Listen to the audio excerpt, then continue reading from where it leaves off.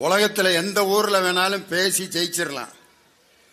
மதுரையில் மட்டும் பேசி ஒருத்தன் நல்ல பேர் வாங்கிட்டான்னா உலகத்தில் எந்த நாட்டில் வேணாலும் அவன் போய் ஜெயிச்சிடலாம். காரணம், சென்னையில் ஒரு படம் 50 நாள் ஓடும், ஆனால் மதுரையில் 3 நாள் தான் ஓட்டுவேன்.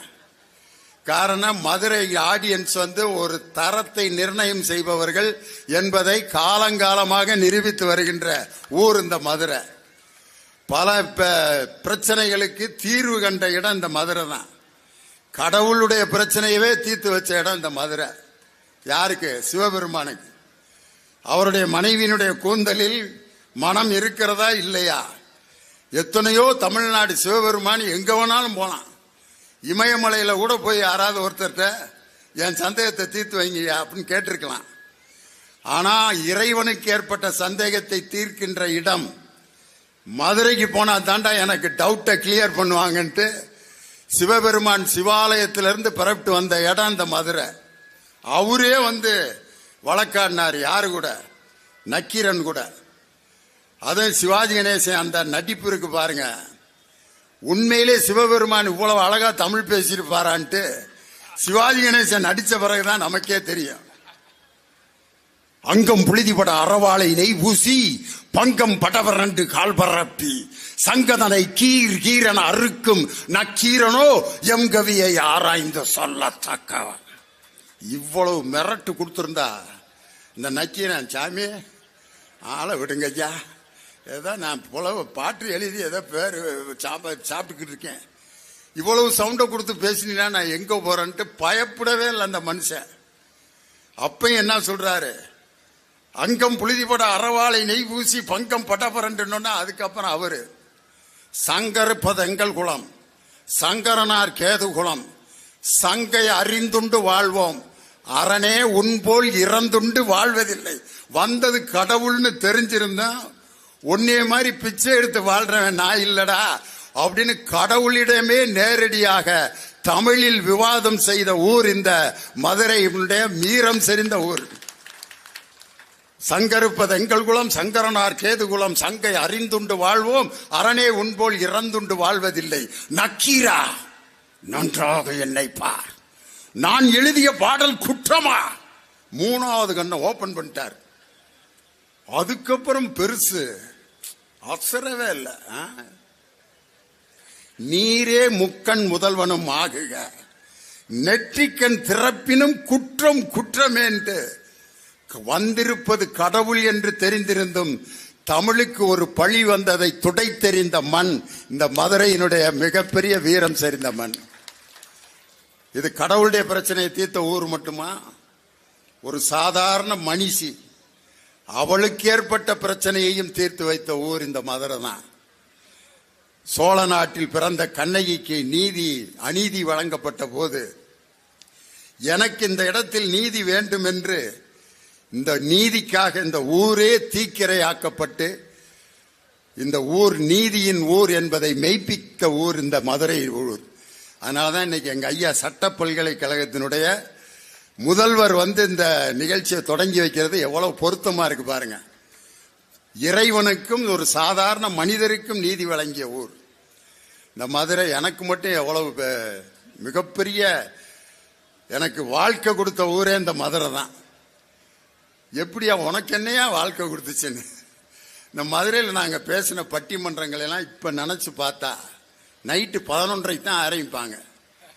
எங்கள் பட்டிமன்றத்தினுடைய முதல் குழு நான் நடுவராக இருந்த பொழுது, நடுவராக ஆகிறதுக்கு முன்னாடி எங்களுக்கு நடுவராக இருந்தவர் ஒரு 3 நாட்களுக்கு முன்பு பட்டிமன்றம் நடத்திய ஐயா பேராசிரியர் டாக்டர் கு ஞானசம்பந்தம், அவர் நடுவராக இருந்து நான் அணியில பேசியிருக்கேன்.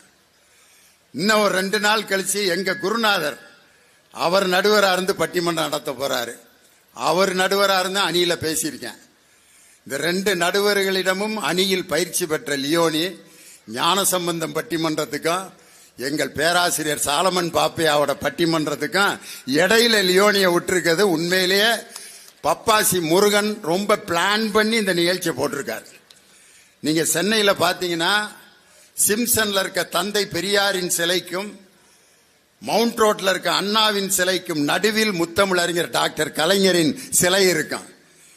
பெரியாரின் வழியையும் அண்ணாவின் வழியையும் முறையாக கடைபிடித்த தலைவர் டாக்டர் கலைஞர் என்பதை அந்த 2 சிலைக்கு மத்தியில தலைவருடைய சிலை இருக்கு. அது மாதிரி 2 பேர் பட்டிமன்றத்துக்கு இடையில என்னுடைய பட்டிமன்றம். நான் நடுவரான பிறகு அமைந்த அந்த குழு முதல்ல வெளிநாடுகளுக்கு சென்று ஜெர்மனிக்கெல்லாம் போய், அதுக்கெல்லாம் போறதுக்கு முன்னாடி நாங்கள் நடத்தின சில பட்டிமன்றங்களை எல்லாம் இப்ப நினைச்சு பார்க்கிறேன். எங்க டீம்ல பேசின, என்னோடு உறவாக பழகி இன்றும் உறவை நீடித்து கொண்டிருக்கக்கூடிய என் அருமை மாப்பிள்ள கவிஞர் மூரா இங்க வந்திருக்காங்க. அவங்களுக்கு எல்லாரும் தயவுசெய்து ஒரு கைத்தட்டு கொடுங்க. அவனை பார்த்தோன்னே எனக்கு பழைய மேடையில ஞாபகம் வருது. அவர் கவிஞர் மூரா. இந்த அரசமரம் பிள்ளையார் கோயிலில் ஒரு பட்டிமன்றம் நடந்துச்சு. 9:30 மணிக்கு ஆரம்பிச்சான். டி.எம். சவுந்தரராஜனை பத்தி தலைப்பு. டி.எம். சவுந்தரராஜன் பாடல்களில் மக்கள் ரசித்தது எம்ஜிஆர் பாடல்களா சிவாஜி பாடல்களா? நான் நடுவர். நான் தீர்ப்பு சொல்றதுக்கு பட்ட பாடு இருக்க. எம்ஜிஆர் பாட்டு பாடினா எம்ஜிஆர் ரசிகர்கள் பூரா கைதட்டுறான். சிலர் ஆசைக்கும் தேவைக்கும் வாழ்வுக்கும் வசதிக்கும் ஒரு பெண்ணை பார்த்தேன், நிலவை பார்த்தேன், நிலவில் குளிர் இல்லை, அவள் கண்ணை பார்த்து மலரை பார்த்தேன். சிவாஜி கணேசன் பாட்டு. கண்ணெதிரே தோன்றினாள் கனிமுகத்தை காட்டினாள். எப்படா அந்த மனுஷன், அவர் வேற மேடையில் உட்கார்ந்து இருக்காரு, டி.எம். சவுந்தரராஜன். அந்த பட்டிமன்றம் முடிஞ்சு 12 மணிக்கு தீர்ப்பு சொல்ல போற நேரத்தில், ஐயா தீர்ப்பை கொஞ்ச நேரம் நிப்பாட்டுங்க அப்படின்னு ஒரு 20 பேர் குடத்தை எடுத்துக்கிட்டு கூட்டத்துக்குள்ள போறாங்க. எங்கேயா போறீங்க அப்படின்னு. உங்களுக்கெல்லாம் சம்பளம் கொடுக்கறதுக்கு வசூல் பண்ண போறேங்க அப்படின்னு ஒரு 20 குடத்தை எடுத்துக்கிட்டு கூட்டத்துக்குள்ள 20,000 பேர் இருக்காங்க. குடத்தை எடுத்துட்டு ஒரு 20 பேர் போய் அம்புட்டு குடத்தையும் காசு நிறைஞ்சிடறா. காசை எங்க முன்னாடியே கொட்டி எண்ணி எவ்வளவு வசூல் ஆச்சுன்னு சொல்றதுக்கு 1.25 மணி நேரம் ஆச்சு. அதுக்கப்புறம் நான் தீர்ப்பு சொன்னேன் காலையில 3:30 மணிக்கு. உலகத்திலே இப்படி ஒரு பட்டிமன்றம் நான் மதுரையை தவிர வேற எந்த ஊர்லயும் நடத்தினதில்ல. 3:30 மணிக்கு நான் தீர்ப்பு சொல்றப்ப 20,000 பேர் உட்கார்ந்து இருந்தாங்க பார். இப்படி என்னை வளர்த்து ஆளாக்கிய ரசிகர்கள் நிறைந்த ஊர் இந்த மதுரை தான்.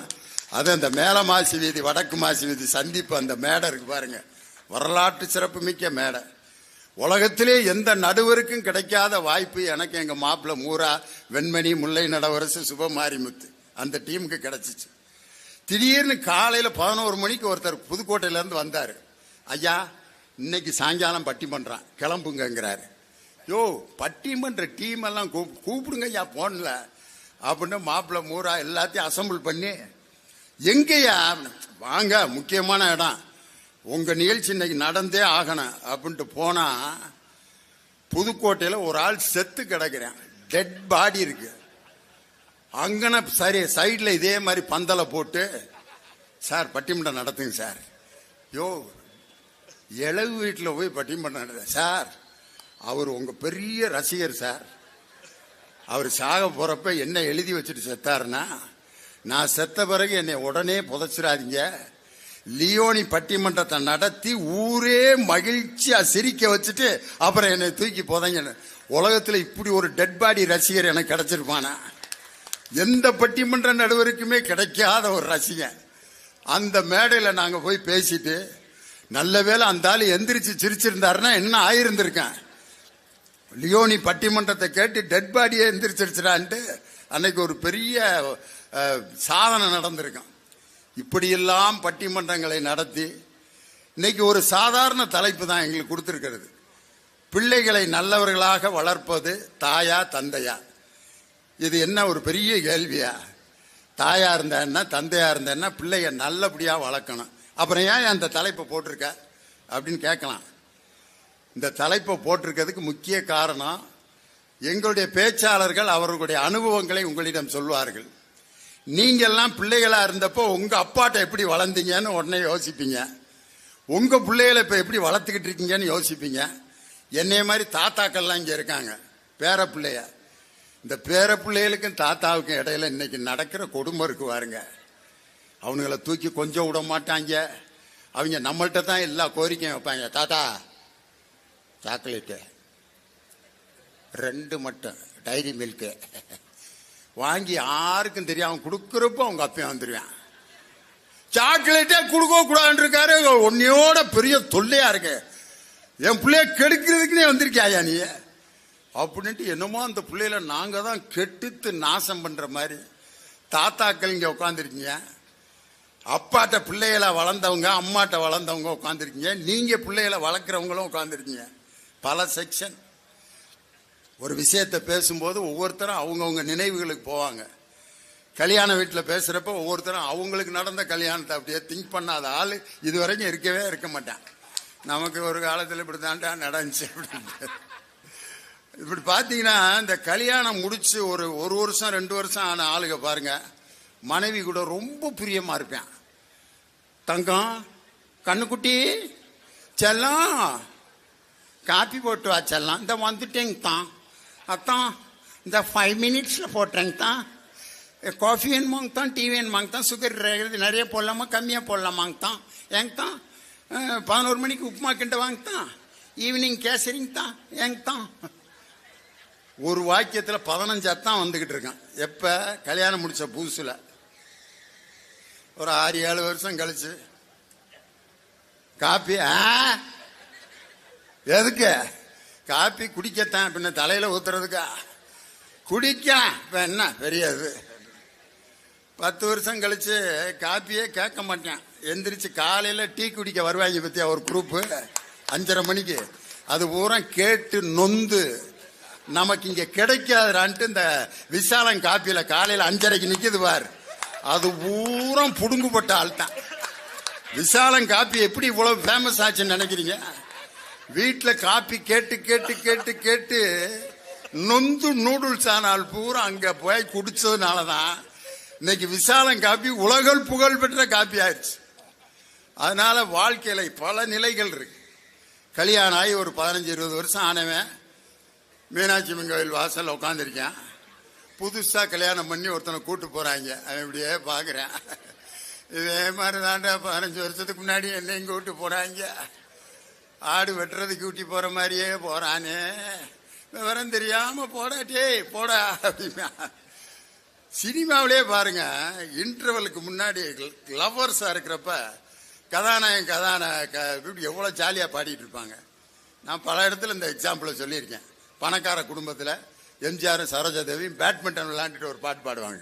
பறக்கும் பந்து பறக்கும், அது பறந்தோடி வரும் தூது, சிரிக்கும் அழகு சிரிக்கும், அது சிரித்தோடி வருமா, இதுதான் அந்த நிலவோ என்று முகம் பார்க்கும் வண்ண பந்து அப்படின்னு பாடுவாங்க.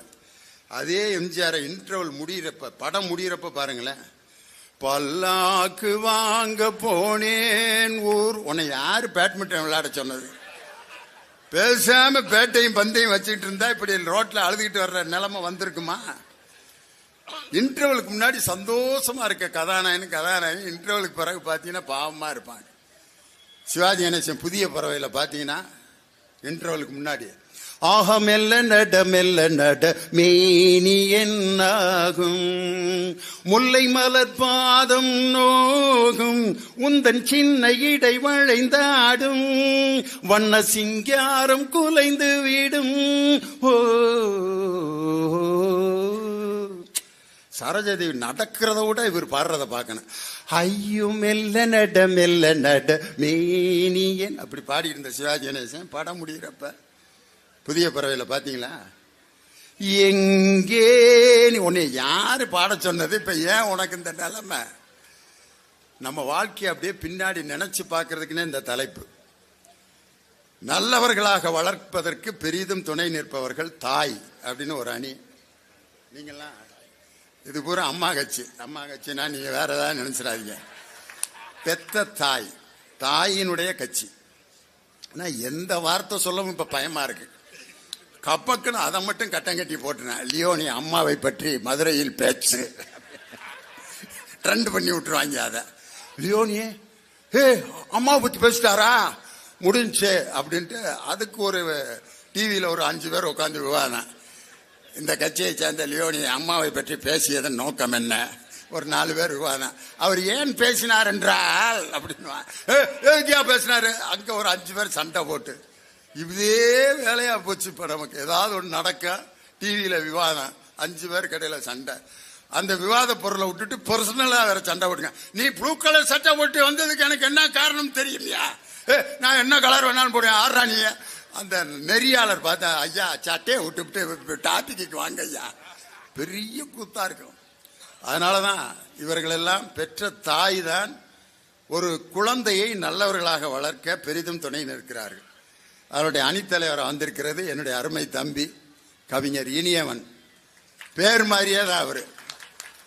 எவ்வளவு கஷ்டமான பாட்டு கவிஞர்கள் எழுதினாலும் அதுக்கு அர்த்தம் சொல்ற ஒரே பேச்சாளர் உலகத்திலே இவர் தான். மலம பித்தா பித்தாத்தே மலம பித்தாத்தே, அந்த பாட்டுக்கு விளக்கம் சொன்னாரியா. அதை எழுதின சிவகார்த்திகேயன் நான் வாய்க்கு வந்ததெல்லாம் எழுதினேன், உங்காலு தான் அதுக்கு டிக்ஷனரியை போட்டு விட்றாரு அப்படின்னு. கெட்டிக்காரரு கவிஞர் இனியவன். மிலிட்ரிக்காரரு. உடம்ப பார்த்தீங்களா? பெத்த தாய் எப்படி சோறு போட்டிருந்தா இந்த உடம்பு அப்படி கிச்சன் இருக்கு பாருங்க. அதனாலதான் பெத்த தாய்ங்கிற அணியில சேர்ந்திருக்காரு.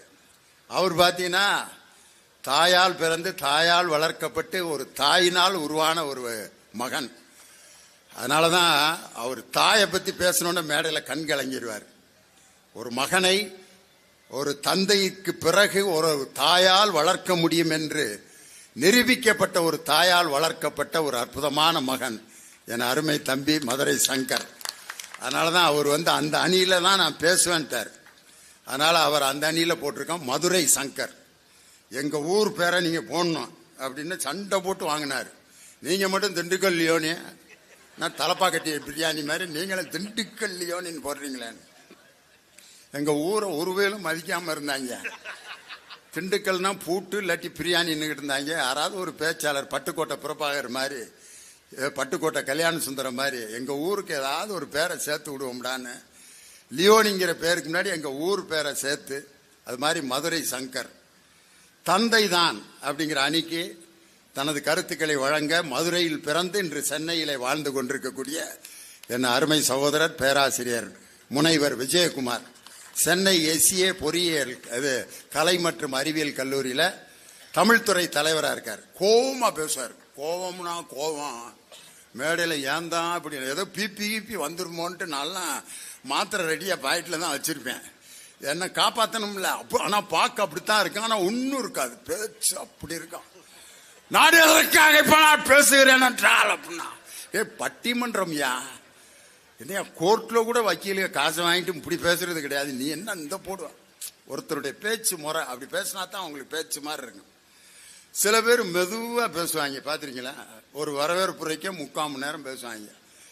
அன்பிற்கும் மரியாதைக்கும் பாசத்திற்கும் உரிய இந்த நிகழ்ச்சியின் தலைவர், பெருமதிப்பிற்குரிய தலைவருக்கே ஒரு 3 வருஷம் வயசாகி போயிரும் போல இருக்க வரவேற்புற முடியறதுக்குள்ள. அப்படி பேசுற குரூப் இருக்கான்.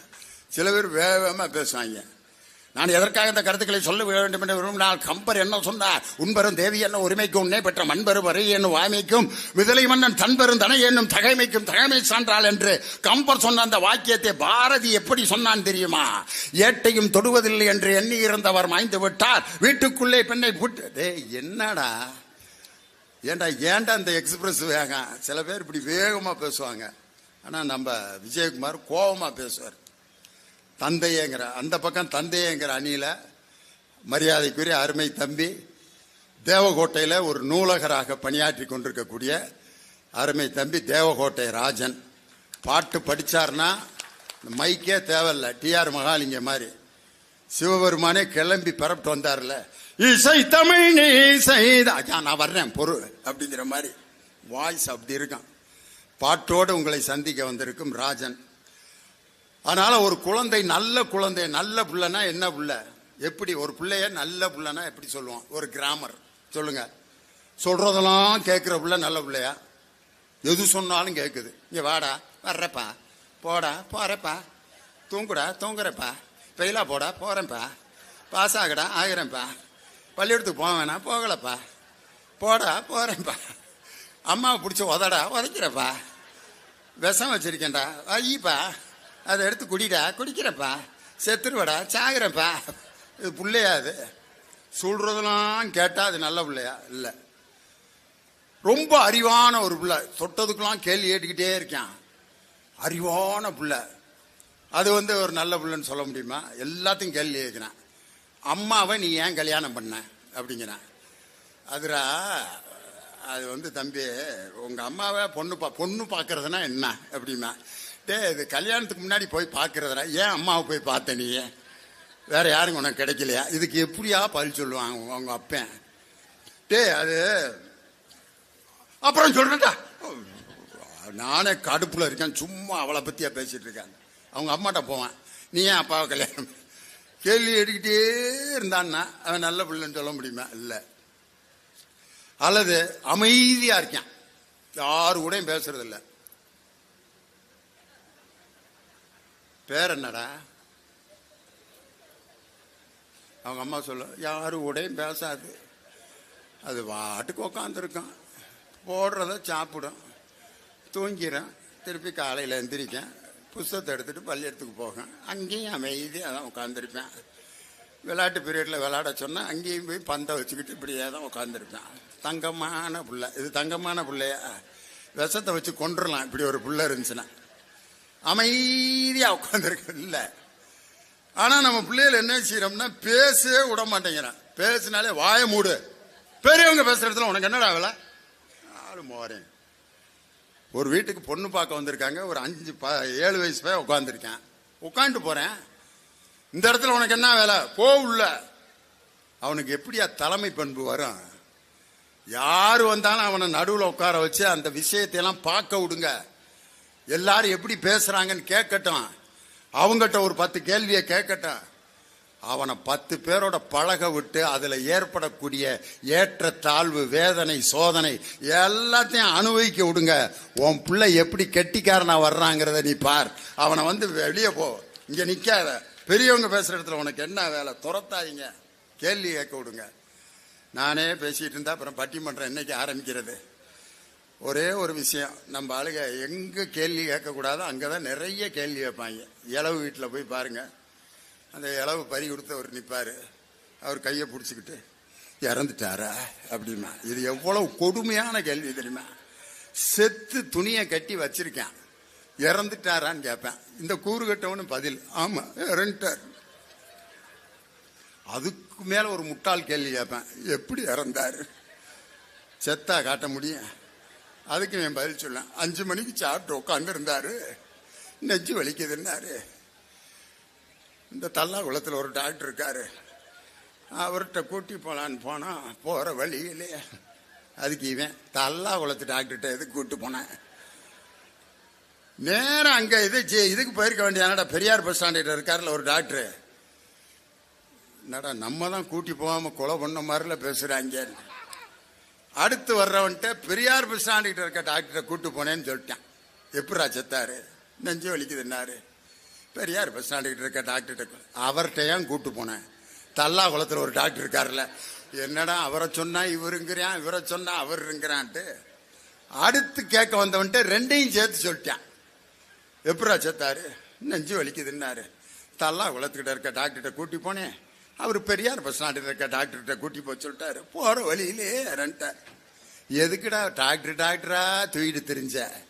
வீட்லயே வச்சிருந்தா நிம்மதியா இறந்துருப்பா. ஐயோ ஐயோ, எது சொன்னாலும் நம்மளை பிட்ட போடுறானேன்ட்டு அடுத்து வந்தவன்ட்ட என்ன பதில் சொல்லிருப்பான்னு யோசனை பண்ணி பாருங்க. எப்படா செத்தாரு? நீ ஏன் எழுப்பி கேட்டுக்க, நான் எது சொன்னாலும் நம்ப மாட்டேங்கிறீங்க. அவர் எப்படியா பதில் சொல்வார் தெரியுது இல்ல? போட, எதுக்கு இந்த கேள்வியை கேட்டுக்கிட்டு இருக்க? இந்த மாதிரி பதில் சொல்றதுக்கு யாரை நியமிப்பாங்கன்னா எங்களை மாதிரி வாத்தியார்களை. ஏன்னா அவரு தான் 15 வருஷமா ஒரே பாடத்தை நடத்திக்கிட்டு இருக்கவர். அதனால யாரு கேட்டாலும் இந்த ஒரே பதில வாத்தியாரை கூப்பிட்டு நிப்பாட்டுங்க, அழகா சொல்லிடுவார். அருமையா பேசுறதுக்கு 4 பேச்சாளர்கள். முதலாவதாக, ஒரு குழந்தை நல்ல குழந்தையாக வளர வேண்டும் அப்படின்னா, நல்ல குழந்தைனா யாருக்கும் அவனால் துன்பம் நேரக்கூடாது. அது மட்டுமல்ல, அவனால் இந்த உலகத்தில் பலர் மகிழ்ச்சியாக இருக்கின்ற அளவிற்கு எந்த குழந்தை வளர்கிறதோ அந்த குழந்தை தான் நல்ல குழந்தை.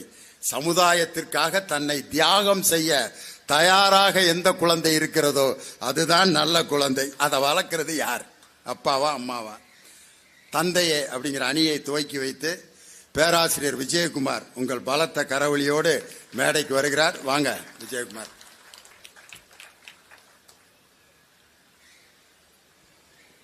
எப்பயும் தண்ணியை கையோட கொண்டு போயிடுறதா? தங்கம்.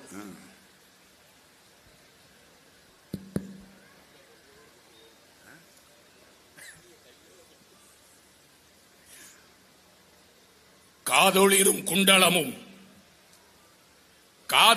குண்டலமும் கைக்கு வளையாபதியும் கருணை மார்பின் மீதோளிர் சிந்தாமணியும் மெல்லிடையில் மேகலையும் சிலம்பு ஆர் இன்ப போது ஒளிர் பூந்தாள் இணையும் நீதி ஒளிர் செங்கோளாய் திருக்குறளை தாங்கு தமிழ் நீடு வாழ்க என் இனிய தமிழ் மக்களே. உங்கள் அனைவருக்கும் என் இனிய வணக்கம். புத்தகங்கள் நம் வாழ்க்கையே நல்ல வழியிலே புரட்டி போடுகிற ஒரு ஆயுதங்கள் புத்தகங்கள். வெஸ்ட் பெங்கால் சொல்லக்கூடிய கல்கத்தாவுக்கு ஜான் ரஸ்கின் வர்றாரு நீதிபதி அவர்களே. மகாத்மா காந்தி அவர்கள் அந்த கல்கத்தாவில் போய் ரஸ்கின் அவர்களை பார்க்க போகிறார். அப்போ அகிம்சை என்பதை உங்களிடமிருந்துதான் ஜான் ரஸ்கின் அவர்களே நான் கற்றுக்கொண்டேன் பணிவோடு பேசுகிறார் மகாத்மா காந்தி. அகிம்சை உங்ககிட்ட இருந்துதான். ரஸ்கின் மகாத்மா காந்தியை கட்டி அணைத்துக் கொண்டு சொன்னாராம், நீதிபதி அவர்களே, இந்தியாவின் தெற்கத்தி பகுதியிலே திருவள்ளுவன் எழுதிய திருக்குறளில் இருந்துதான் அகிம்சையை நானே கற்றுக்கொண்டேன் என்று ஜான் ரஸ்கின் காந்திக்கு சொன்னாராம். அந்த முக்கடலும் சங்கமிக்கின்ற கன்னியாகுமரியிலே தமிழ் மறையாம் திருக்குறளை தந்த திருவள்ளுவனுக்கு 133 அடியிலே சிலையை நிறுவி இந்த மதுரையிலிருந்து போறப்பெல்லாம் ஒரு ஆனந்தம். மதுரை மக்கள், ஒரு பேச்சாளனுக்கு தேவை வெள்ளித்தட்டோ வைரத்தட்டோ இல்லை, 2 கைகள் உரசும் கைதட்டலை அற்புதமாக வழங்கிக் கொண்டிருக்கிற மதுரை சான்றோர்களே, தேமதுர தமிழோசை உலகமெல்லாம் பரம்பரை செய்து கொண்டிருக்கிற தமிழ்நாடு பாடநூல் கழகத்தினுடைய தலைவர், திண்டுக்கல் தந்த தமிழ் கரும்பு அருமை அண்ணன் திண்டுக்கல் லியோனி அவர்களே, மேடையில் விற்றிருக்கின்ற அறிஞர் பெருமக்களே, அண்ணாச்சி ஹைக்கூ ரவி அவர்களே, அருமை சகோதரர் மூரா அவர்களே, எங்கள் மாமா கண்ணன் அவர்களே, உங்கள் அனைவருக்கும் வணக்கத்தை சொல்லி தேரோடும் வீதி மதுரைக்கு பாருங்க. புத்தகம் தான் எல்லாம் கத்துக் கொடுக்குது. தேரோடும் வீதி, கடம்பவனம், ஆலால சுந்தரம், கூடல், நான்மாட கூடல், மதுரை அம்பதி, அல்லங்காடி, நாலங்காடி இரவு கடைகள் எல்லாம் இங்க இருந்த இடம். இந்த மதுரையிலே மீனாட்சி ஆட்சி செய்கிற மதுரையிலே நான் தாயை குறைத்து எடை போட வரவில்லை நீதிபதி அவர்களே. தாயை குறைத்து எடை போட வரவில்லை. எங்க அம்மாலாம், ஏமா வேலைக்கு போறேன், எனக்கு எதுக்குமா காசு கொடுக்கற? மதுரைக்கு வந்துட்டு சென்னைக்கு போறப்போ எங்க அம்மா அந்த கடுகு டப்பால இருந்து பணத்தை உருட்டி வச்சுக்கடா, உங்க அப்பா தெரியாம வச்சுக்கோ இந்தா அப்படின்னு கொடுப்பாங்க. ஏமா நான் வேலைக்கு போயிட்டு இருக்கேன், எனக்கு எதுக்குமா காசு அப்படின்னு. ஏய் பையன் வாங்க மாட்டான்னு அம்மாவுக்கு தெரியும். அந்த அம்மா சொல்லுவா, நீ வேலை பாக்குற சம்பாதிக்கிற, அம்மாவுக்கு தெரியும்டா, அம்மா கையில வாங்கிட்டு போடா, அம்மா கையில வாங்கிட்டு போனேன்னா பணம் உனக்கு சேரும்டா, ராசிடா. அம்மாவை குறைத்து மதிப்பிடவில்லை சங்கர் அவர்களே. தலைப்பு கருணையில் சிறந்தது அம்மாவா இல்லை, பிள்ளைகளின் வளர்ப்பு. பிள்ளைகளை நல்ல வழியில வளர்ப்பது யார் என்று கேட்டிருப்பதால் மிஸ்டர் சங்கர் நான் அந்த அணியிலே பேசுகிறேன். விசு படத்து வசனம் மாதிரில இருக்கு. Mister Iniyavan take it from me. அவர் ஒருத்தர் தான் இப்படி வசனம் எழுதுவார். நீதிபதி அவர்களே, கருணைனா அம்மா, அன்புனா அம்மா, இரக்கம்னா அம்மா. குழந்தைகளை வளர்ப்பதிலே ஒரு கண்டிப்பு இருக்க வேண்டும். குழந்தையை வளர்ப்பதிலே ஒரு பக்குவமும் கண்டிப்பு. அம்மா செல்லம் கொடுத்து கெடுத்துருவா. ஏய் வாடா மவனே, அண்ணாச்சி கடையில போய் 15 ரூபாய்க்கு தேங்காய் சீல் வாங்கிட்டா, ஓடு 20 ரூபாய் கொடுப்பா, மீதி 5 ரூபாய் அதை நீ வச்சுக்க. அன்னைக்கு தொடங்குது லஞ்சம். அம்மா செல்லம் கொடுப்பா. நீதிபதி அவர்களே, அப்பா கண்டிப்பு, அப்பா கண்டிப்பு. அதனால்தான் மொழியை தாய்மொழி என்கிறோம். நாட்டை தாய்நாடு என்கிறோம். பாரதி எட்டயபுரத்திலே இருந்து இருட்டை கிழிக்க வந்த நெருப்பு தீக்குச்சி பாரதி என்ன சொன்னான்? நீதிபதி அவர்களே, எங்கள் தந்தையர் நாடென்ற பேச்சினிலே ஒரு சக்தி பிறக்குது மூச்சினிலேன்னு சொன்னான். சக்தி பவர்ஃபுல். அம்மா கிடையாது, அப்பா தான். ஏதாவது ஒரு பிரச்சனையில மாட்டிக்கிட்டா அம்மா என்ன சொல்லுவா? உங்க அப்பா கோக்காரா, உங்க அப்பாட்ட நானும் பேச முடியாது, நீயாச்சும் உங்க அப்பா வச்ச நீ ஆளை விடு. அந்த கண்டிப்பு என்னை வளர்த்தது. முடி சரியா வெட்டாட்டினா கூட எங்க அப்பா என்னடா முடி வெட்டிருக்கா, வண்டியில ஏறு, திருப்பி அந்த சலூன் கடைக்காரரிடம் போய் இந்த முடிய சரியா செதுக்குங்க, முன்னாடி எதுக்கு கண்ணுக்குள்ள விழுகுது முடி. எங்கள் அப்பா முடியை செதுக்கவில்லை நீதிபதி அவர்களே, எங்கள் வாழ்க்கையை செதுக்கி இருக்கிறார். அந்த அப்பா தான பிள்ளைகள் வளர்ப்பு. தெய்வங்கள் எல்லாம் தோற்றே போகும் தந்தையின் அன்பின் முன்னே. தாலாட்டும் அன்னையின் பாசம் கூட தந்தையின் அன்புக்கு பின்னே. தகப்பனின் கண்ணீரை கண்டோர் இல்லை, தந்தை சொல்மிக்க மந்திரம் இல்லை, இனியவனுக்கும் சங்கருக்கும் அது தெரியவில்லை. நீதிபதி அவர்களே, அம்மாவின் வயிற்று பிரசவத்தின் தழும்பு போலத்தான் எங்கள் அப்பாவின் கைகளிலே உழைத்து களைத்த தழும்பும் இருக்கிறது. மிஸ்டர் இனியவன், அம்மா எங்க அப்பா கையிலையும் தழும்பு எக்கச்சக்கமா இருக்கான். உழைச்ச தழும்பு இல்லை, என்னை அடிச்ச தழும்பு தான். இந்த பெரம்ப பிடிச்சி அடிச்சு பொழுது போலன்னு என்னை கூப்பிட்டு தான் அடிப்பாரு. வேடா சப்பு ஏப்பா, போன வாரம் நான் சொன்ன கிராமரை ஏன் மனப்பாடம் பண்ணல? போன வாரம் அடிச்சிருக்க வேண்டியதானே. 15ஆம் தேதி ஒப்பிக்காததுக்கு 22ஆம் தேதி கூப்பிட்டு அடிச்சுக்கிட்டு இருக்காரு. அதெல்லாம் அப்பா வந்து அப்படி ஏதாவது அவருக்கு பிடிக்கலன்னாக்கா அடிதான். நீதிபதி அவர்களே, நல்லா யோசிச்சு பாருங்க. அப்பா பத்தி சொல்றீங்க, அப்பா உதடு சொல்லும், டேய் நீலா உருப்படவே மாட்டடா, அது அப்பா. ஆனா உள்ளம் சொல்லும், கடவுளே என் பிள்ளை எப்படியாவது பெரிய ஆளா உயர்த்திடுறான்னு சொல்லுவா.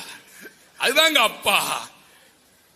அழகா சொன்னா ஒரு சினிமாவில், பெண் பிள்ளைகளை பெற்ற அப்பாக்களுக்கு தான் தெரியும் முத்தம் காமத்தில் சேராது என்று அழகா சொன்னா நீதிபதி அவர்களே. வாத்தியாரும் அம்மாவும் தான் நம்மளை கெடுத்ததே. வாத்தியார் ஒண்ணு, இன்னொன்னு அம்மா. வாத்தியார் சொல்வாரு, 10ல 12 கடனும் 10ல 12 போகுமா? போகாது சார். என்ன சார் பண்றது? பக்கத்துல கடன் வாங்கி. ஆனால் அப்பா டான் படத்தில் அழகா சொல்லுவான் நீதிபதி அவர்களே, ஏமா இந்த அப்பா எனக்கா என்னமா செஞ்சாரு?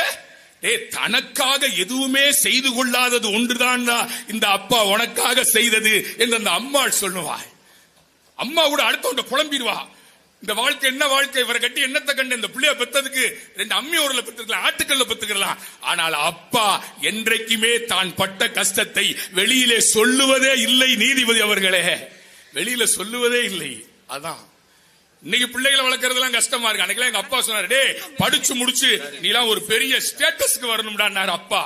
இன்னைக்கு பசங்க எல்லாம் அப்படியா இருக்கேன், போன்ல ஸ்டேட்டஸ் வைக்கிறது தான் வாழ்க்கையினே உட்கார்ந்து இருக்கிறேன்.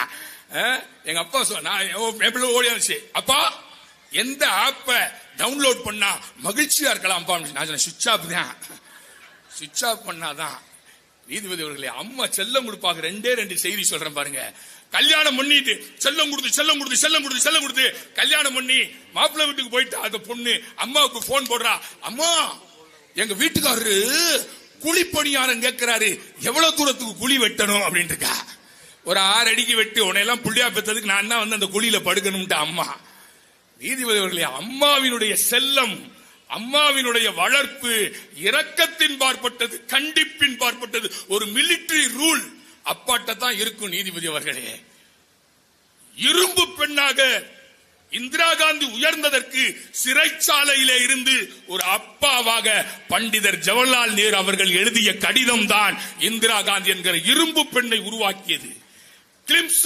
Glimpses of world history, discovery of India, my dear Priyadarshini என்று சிறைச்சாலையிலே இருந்தாலும் தன் குழந்தையினுடைய வாழ்க்கை பூ போல மாற வேண்டும் என்பதற்காக சிறைச்சாலையிலிருந்து எழுதிய கடிதங்கள் தான் இந்திரா பிரியதர்ஷன் என்கிற இமயத்தை இரும்பு பெண்மணியை உருவாக்கியது.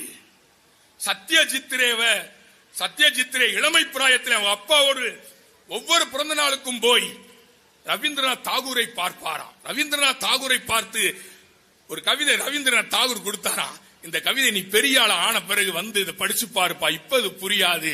அந்த தாகூரினுடைய கவிதை எழுதி இருந்தது, நான் உலகத்தின் எல்லா அருவிகளிலும் கால் நனைத்திருக்கிறேன், உலகத்தின் எல்லா உணவுகளையும் உண்டிருக்கிறேன், ஆனால் என் வீட்டு தோட்டத்தில் இருக்கிற புள்ளின் நுனியில் இருக்கிற பனித்துளியை மட்டும் நான் தரிசித்ததே இல்லை என்று அந்த கவிதை இருக்குமா? பெரியாளா வந்த பிறகு சத்யஜித்ரே பதேர் பாஞ்சாலி என்கிற அந்த திரைப்படத்தை எடுத்ததற்கே அப்பா ஒவ்வொரு பிறந்த நாளும் கூட்டி போய் காட்டிய ரவீந்திரநாத் தாகூர் காரணம் என்று சொன்னார்.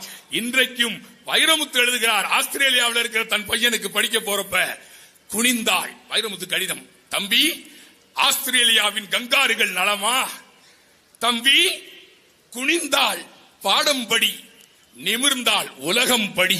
இன்றைக்கும் அப்பாக்கள் சரியாக இருக்கிறார்கள். நீதிபதி அவர்களையும் நான் முத்துக்குமார் பையனுக்கு எழுதுறார். அந்த செய்தியோடு நான் நிறைவு செய்ய ஆசைப்படுகிறேன். என் இனிய மகனே, அந்த கடிதத்தை நான் எழுதிட்டு வந்திருக்கிறேன். என்ன ஒரு கவிதை! என் இனிய மகனே, கடிதம். என் இனிய மகனே, உன் மெத்தென்ற பூப்பாதம் என் மார்பில் உதைக்க, மருத்துவமனையில் நீ பிறந்ததும் உன்னை அப்படியே அள்ளி என் கைகளிலே கொடுத்தார்கள் மகனே. என் உதிரம் உருவமானது கண்டேன் மகனை. அந்த உருவம் என் கைகளில் கிடப்பதை, குறுகுறு நீட்டி நீ என் சட்டையை பிடித்து இழுப்பதை பார்த்து கண்ணீர் மல்க அழுது கொண்டிருக்கிறேன் மகனே. மகனை, உலகிலேயே மிகப்பெரிய இன்பம் எது? நான் முத்துக்குமார் எழுதுகிறான். உலகிலேயே மிகப்பெரிய இன்பம் எது? தாய்மடியா, காதலியின் முத்தமா, மனைவியின் நெருக்கமா, கொட்டி கிடக்கும் செல்வமா? இல்லை, எதுவும் இல்லை. தம் மக்கள் மெய் தீண்டல் இன்பம் என்பதை சொல்லிக் கொடுத்த மகனே, உன்னோடு பேசுவதற்கு நான் தேவ பாஷை அறியவில்லை மகனே. அந்த கடிதம் அப்படியே பயணப்படும். நீதிபதி அவர்களே, கல்வி தேர்ச்சிகொள். கல்வியை விட அனுபவ கல்வியை படி. நெருப்பை பற்றி படிக்காதே, நெருப்பை தொட்டுப்பார், சுடும். வாழ்க்கையிலே மேடு பள்ளம் உயரம் தாழ்வு எல்லாம் இருக்கும். இந்த உலகத்தை அறிந்து கொள் மகனே என்று நான் முத்துக்குமார் தான் பிள்ளைக்கு கடிதம் எழுதுகிறான். அந்த கடிதத்தினுடைய போக்கிலே சொல்லுவான், எங்கும் எதிலும் எப்போதும் அன்பாயிரு. அன்புதான் இந்த உலகத்தை இயக்குகிறது. உறவுகளை விட நண்பனிடம் பழகு, நண்பனிடம் பழகு, புத்தகம் படி. கடைசியிலே சொல்லுவான், வாலிப வயதில் பெண் உடல் புதிராகும், உன் உடல் உனக்கு எதிராகும். அன்பை விட ஆச்சரியம் தருவது இந்த உலகத்தில் எதுவும் இல்லை மகனே. மகனே, நாளை ஒரு நாள் நீ 6 மாதத்திலேயே விமானத்தில் பறந்து விட்டாய். என் அப்பா விமானத்தில் ஏற 57 வயதானது. நான் 40 வயதிலே விமானத்தை பார்த்து விட்டேன். நீ கை குழந்தை இருக்கிற போது விமானத்தில் பயணப்பட்டு விட்டாய் மகனே. மகனே, ஒரு காலம் பேரன் பேத்தி பிள்ளைகளோடு ஏதாவது ஒரு ஊரில் நீ இருக்கின்ற போது இந்த கடிதத்தை எடுத்துப்பார் மகனே. அப்போது கண்ணீர் சொட்ட சொட்ட அப்பாவை நினைப்பாய். என் ஆத்மா சாந்தி அடையும் மகனே என்று நாமுத்துக்குமார் கடிதம் எழுதுகிறான் என்று சொன்னார். அப்பாவின் தியாகங்கள் சொல்ல முடியாதது. எல்லாருக்கும் என்ன பிடிக்கும், என்ன பிடிக்கும், என்ன பிடிக்கும், என்ன பிடிக்கும்? மகனுக்கு என்ன பிடிக்கும், மருமகளுக்கு என்ன பிடிக்கும், மகளுக்கு என்ன பிடிக்கும், மருமகளுக்கு என்ன பிடிக்கும், தம்பிக்கு என்ன பிடிக்கும், அண்ணனுக்கு என்ன பிடிக்கும், ஒய்ஃபுக்கு என்ன பிடிக்கும் நினைப்பாரு. கடைசி வரைக்கும் தனக்கு என்ன பிடிக்கும்னே தெரியாம வாழ்ந்து காட்டிய ஒரு தலைவன் தான் அப்பா. நான் எண்ணி வாங்குகிற சம்பள நோட்டுகளில் அப்ப சம்பளம் வாங்குறாரு. அந்த நோட்ல பால்காரன் தெரியுறான், பேப்பர்காரன் தெரியுறான், மளிகை கடைக்காரன் தெரியுறான். மேத்தா ஒரு கவிதையிலே சொல்லுவார். அந்த கவிதையோடு நான் முத்தாய்ப்பாய் நிறைவு செய்கிறேன். நான் இன்னும் ஒரு கருத்தோடு நிறைவு செய்கிறேன், இன்னும் ஒரு கருத்தோடு நிறைவு செய்கிறேன். இப்ப 6 தடவை சொல்லிட்டார். நான் எண்ணி வாங்குகிறேன். அப்பாவை பத்தி சொல்றதுக்கு டைமே பத்தாது நீதிபதி அவர்களே. நான் எண்ணி வாங்குகிற சம்பள நோட்டுகளில் எவரெவர் முகமோ தெரியும், என் முகத்தை தவிர என்ற அந்த கடிதம் கவிதையாகிறது. அப்பா, அம்மா அன்பு, அப்பா தெம்பு. நன்றி, வணக்கம். என்னய்யா, அப்பா அன்பு, அப்பா தெம்பு. உண்மையிலே வீட்டுல கண்டிஷன் பூரா யாரு? அப்பா தான் பெரும்பாலும். ரூல்ஸ் அண்ட் ரெகுலேஷன்ஸ் எல்லாமே. அது எங்க அப்பா மிலிட்டரிக்காரர், எவ்வளவு கொடுமைப்படுத்திருப்பாருன்னு யோசனை பண்ணி பாருங்க. அவர் மிலிட்டரியில் எப்படி இருந்தாரு அதே மாதிரி எங்களையும் போட்டு படுத்துவாரு. 4:30 4:45 எழுப்பி விட்டுருவாரு. பக்கத்துல ஒரு சர்ச் இருக்கேன், அங்க போய் பூசைக்கெல்லாம் கூட்டி போக மாட்டாரு. எங்க வீட்டுல இருந்து 3 கிலோமீட்டர் தள்ளி இருக்க சென்ட் ஜோசப் சர்ச்சுக்கு 5 மணிக்கெல்லாம் நாங்க அப்பாவை திட்டிக்கிட்டே பின்னாடி முக்காடு போட்டுக்கிட்டு அந்த பணியில, ஏயா உன்னைய மிலிட்டரியில கொடுமை கொடுத்துனாங்கன்னு எங்களை வேற இப்படி படுத்துறியன்ட்டு அந்த சர்ச்சுக்கு கூட்டு போறப்ப படுத்துற பாடு, இங்க போ அங்க போ உட்கார், பூசம் முடிகிற வரைக்கும் இங்கதான் இருக்கணும். கூட எல்லா மந்திரம் சொல்றான், பிதாசன் பரிசுத்தாவின் பெறாலே ஆமன், அருள் இந்த மரியாதையே வாழ்க, ஆண்டவர் உங்களுடனே, எல்லாத்தையும் மனப்பாடம் பண்ணி திருப்பி ஒப்பிக்க, ரூல்ஸ் அண்ட் ரெகுலேஷன்ஸ் எல்லாம் அப்பா தான் ஸ்ட்ரிக்ட். எங்க அப்பா எவ்வளவு ஸ்ட்ரிக்டா இருங்கிறதுக்கு வேற உதாரணமே தேவையில்லை. நான் நல்லா பாட்டு பாடுவேன், கச்சேரியில பாடுவேன். எங்க திண்டுக்கல் பக்கத்துல வடமதுரை மாரியம்மன் கோயில்ல கச்சேரி கூட்டு போயிட்டாங்க என்ன. அப்ப எனக்கு ரொம்ப ஃபேமஸான பாட்டு எதுன்னா, மலையூர் மம்புட்டியான் படத்துல இளையராஜா பாடின பாட்டு, டைட்டில் சாங்.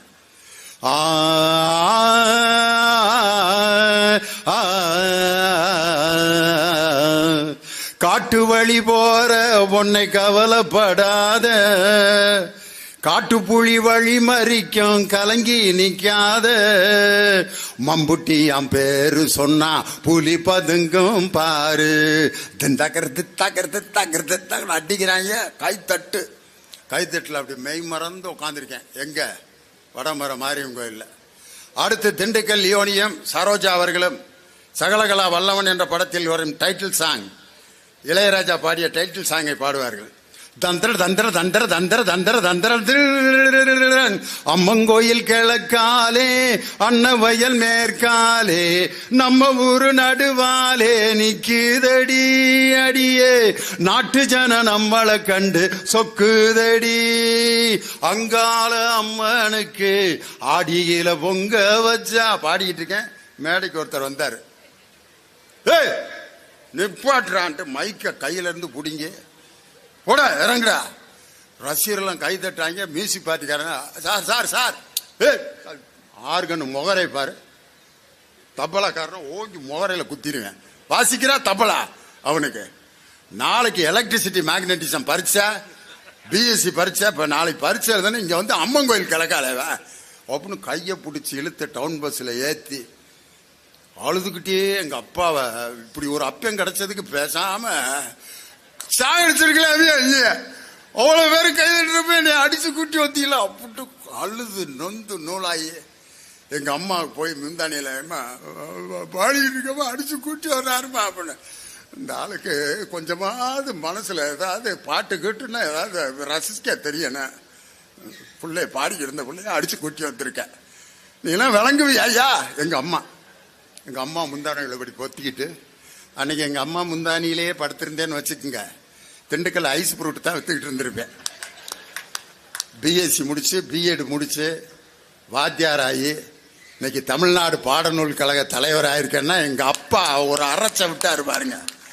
இன்னைக்கு தேவையில்லடா உனக்கு பாட்டு, நீ டிகிரி வாங்கணும்டா அப்படின்ட்டு பொது இடத்துல என் பிள்ளைய அடிக்கிறதுக்கு எனக்கு உரிமை இருக்குங்கிற அந்த உரிமையை எடுத்துக்கொண்ட என் தந்தை இல்லாட்டி லியோனி இந்த மேடையில பாடநூல் கழக தலைவரா அரசாங்கம் சிம்பிள் போட்ட வண்டியில வந்து இறங்க முடியுமா? நான் கேட்கல, விஜயகுமார் கேட்டிருக்காரு. அவருக்கு அடிஷனலா ஒரு பாயிண்ட் எடுத்து கொடுத்திருக்கேன், அவ்வளவுதான். தாயே என்ற அணியை அலங்கரிக்க நமது மதுரை சங்கர் வாங்க. 2 பேரும் ஆள் எப்படி இருக்காங்க பாத்தீங்களா? எல்லாம் அம்மா போட்ட சாப்பாடு.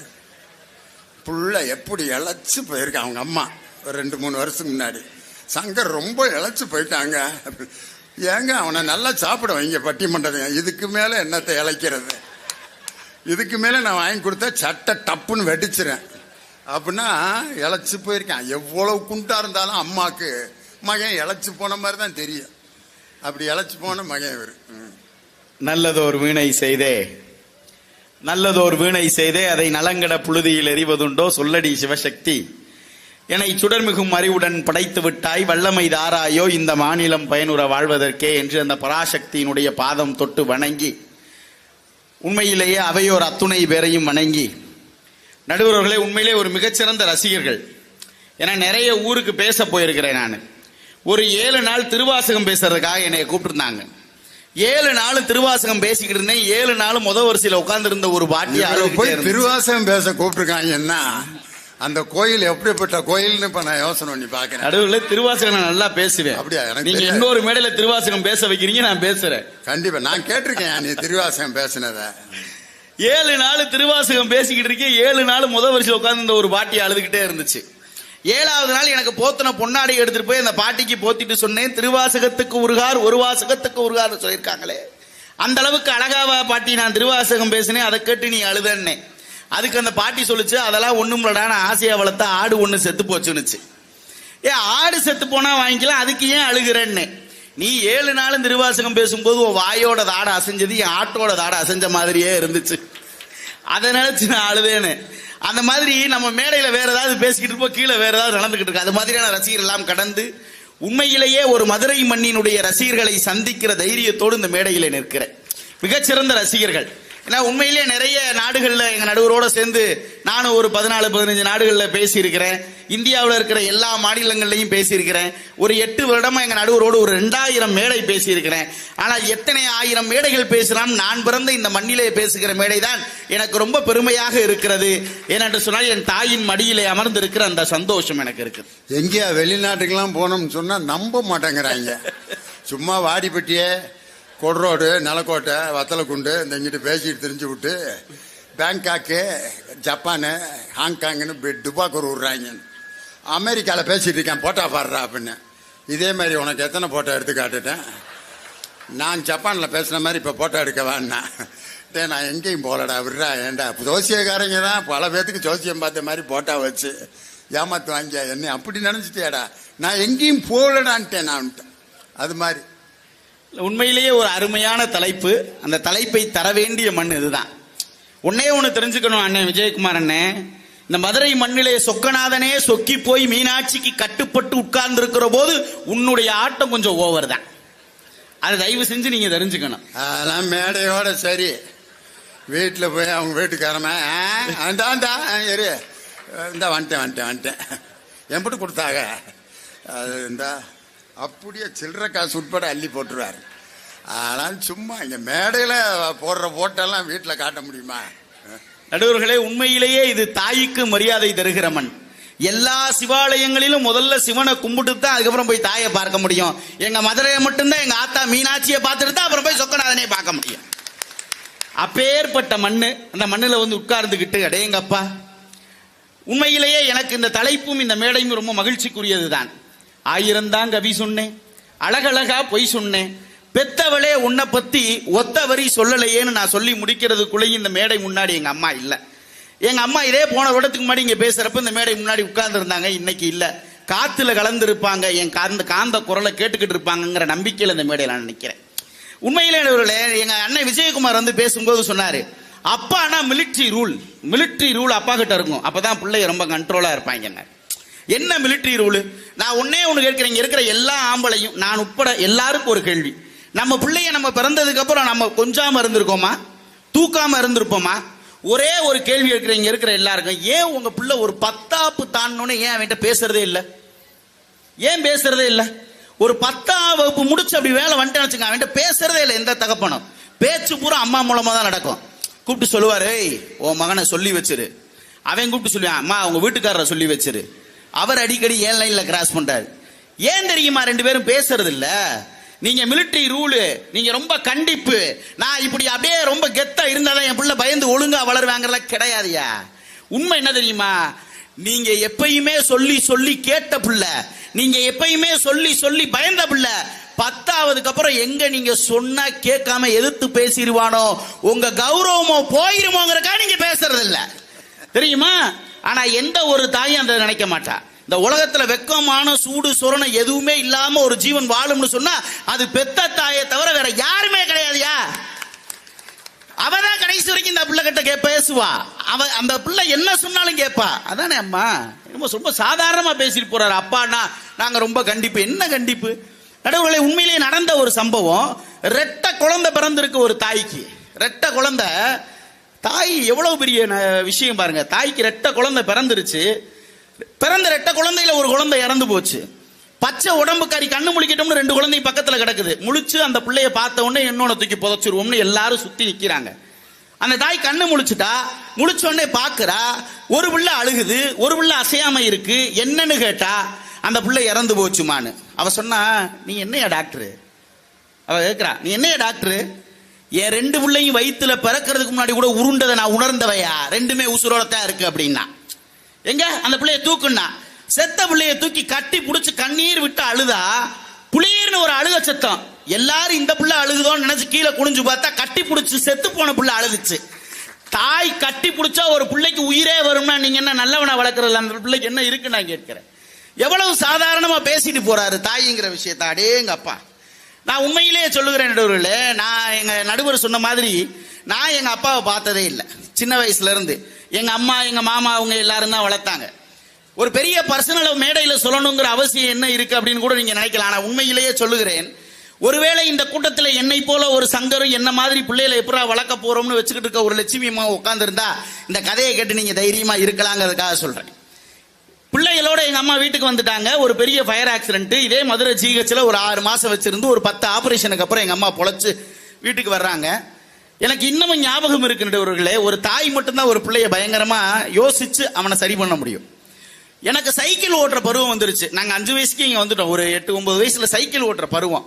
தெருவில் எல்லா பசங்களும் சைக்கிளை வாடகைக்கு எடுத்து ஓட்டிக்கிட்டு இருக்கோம், ஓட்டி பழகிக்கிட்டு இருக்கோம். ₹1 வாடகைக்கு எடுத்து ஓட்டுவோம்ல, அப்படி ஓட்டி பழகிக்கிட்டு இருக்கோம். எனக்கு ஓட்ட தெரியல, நான் உருட்டி பழகிக்கிட்டு இருக்கேன். 2 நாளா போய் ₹1 கொடுத்து வாடகைக்கு எடுக்கிறேன், உருட்ட செய்யறேன், திரும்ப கொண்டு நிப்பாட்டுறேன். 1 மணி நேரமா உருட்டுறேன், திரும்ப கொண்டு நிப்பாட்டுறேன். ஓட்ட தெரியல. அதே பக்கத்து வீட்டு பையன் என்ன பண்றேன், அவங்க அப்பா வேகமா அவனை ஏறி உட்கார வச்சு அவன் அந்த இடுப்பை வளைச்சு நெளிச்சு அப்படி நெளிச்சு வண்டி போய்கிட்டு இருக்கு.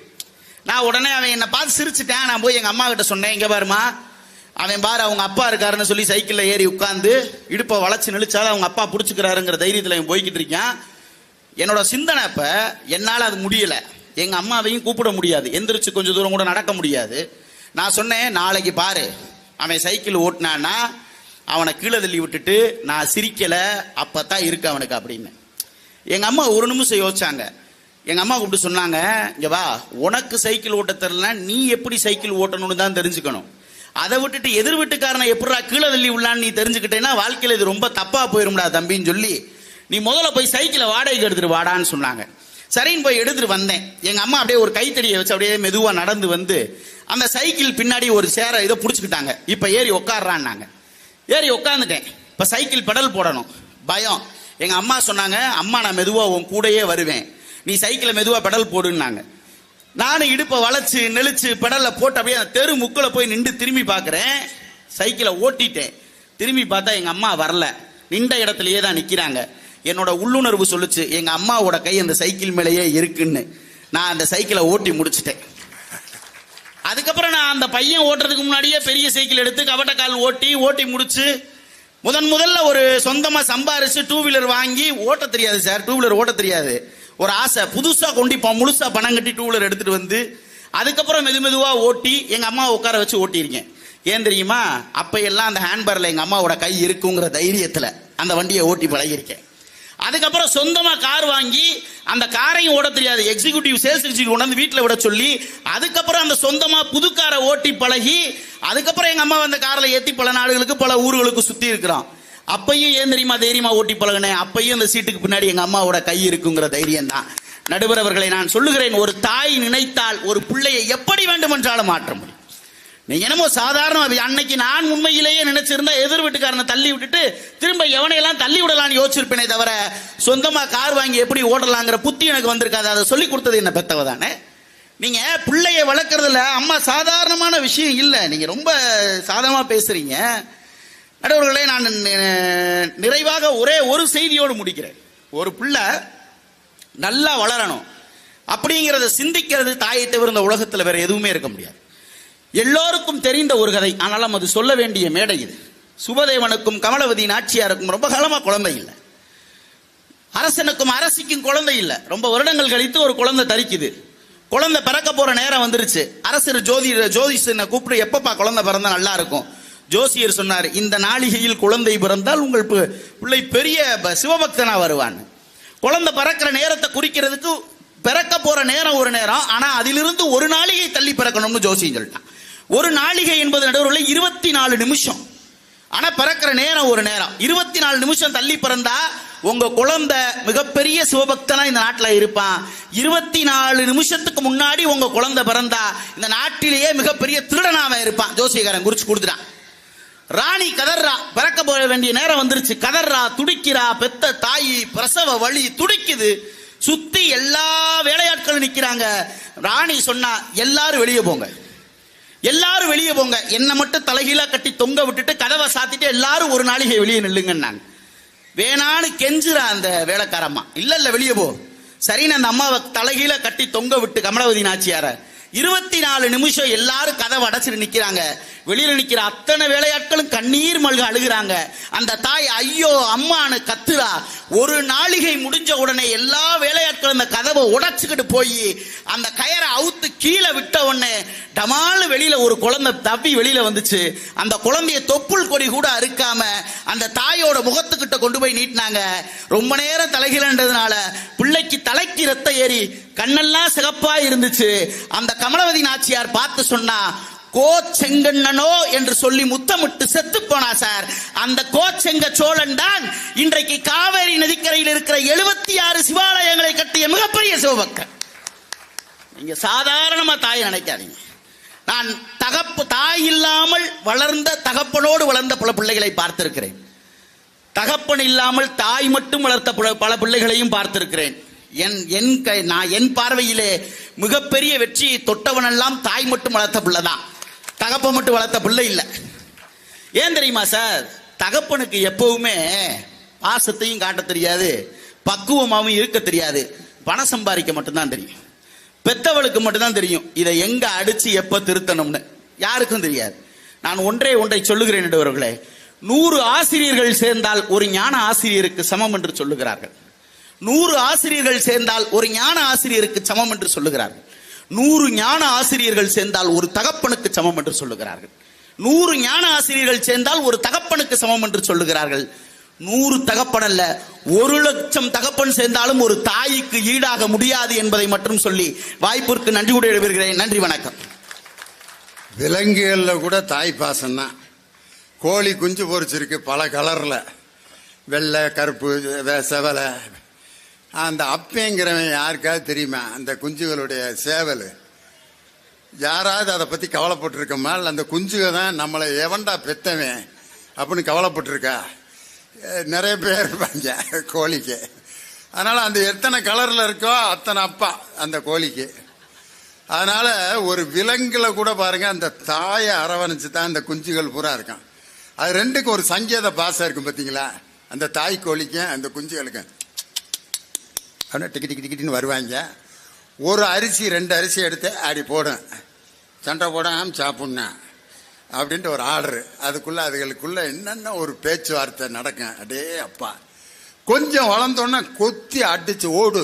சும்மா நானே குப்பையை கிளறி உனக்கு அரிசியை போட்டுக்கிட்டு இருப்பேன், என் பின்னாடியே தின்னுக்கிட்டு தெரிவியா ஓடுறா அப்படின்ட்டு அடிச்சு துரத்தி விடுது. ஒரு ஒட்டகை சிவிங்கி அது குட்டியை போட்டது பிற்பாடு அவ்வளோ உயரத்துல இருந்து சொத்துன்னு விழுகும்.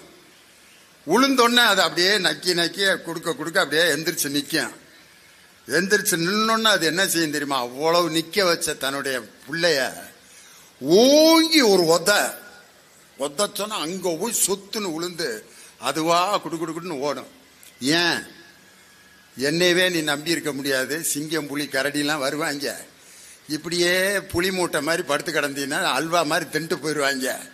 இப்பயே நீ ஓட பழகணும்ட்டு ஒரு கொடுக்கும் பாரு அந்த தாய் ஒட்டக சிவிங்கி. இதுதான் தாயினுடைய அன்பு. யாரு? சங்கர் சொன்னார். சாலமன் ராஜா மாதிரியே ஒரு கிராமத்தில் ஒரு பிரச்சனை வந்துருச்சு. 2 மாடு ஒரே கலர்ல, இதுவும் செவலை கண்ணுக்குட்டி அதுவும் செவலை கண்ணுக்குட்டி போட்டுருச்சு. ஒரு நாள் நைட்டு ஒரு கண்ணுக்குட்டி செத்து போச்சு. எந்த மாட்டு கண்ணுக்குட்டின்னு சண்டை வந்துருச்சு. இது என் மாடோட, என் கன்றா, 2 ஒரே கலர். பஞ்சாயத்து பிரசிடென்ட் இப்படியே பார்த்தாரு. சாலமன் ராஜா கூட ஈஸியா தீர்த்து வச்சுட்டாரு, மாட்டு பிரச்சனையை நான் எப்படா தீர்த்து வைக்கிறதுன்ட்டு ஒரு ஐடியா பண்ணாரு. அங்கேயும் ஒரு வடிவேல் இருந்திருக்கேன். 2 மாட்டையும் ஆளுக்கு ஒரு தென்னை மரத்தில் கட்டி விட்டுருவான், கண்ணுக்குட்டியை விடுவான். அது எந்த மாட்டுக்கிட்ட போகுதோ அதை வச்சு எது தாயின்னு கண்டுபிடிச்சிடலாம். இந்த கூறுகட்ட கண்ணுக்குட்டி 2 மாட்டுக்கிட்டையும் போகாம அது வாட்டுக்கு பக்கத்து தோட்டத்தில் போய் புல்ல மேய்ஞ்சிக்கிட்டு இருக்கு.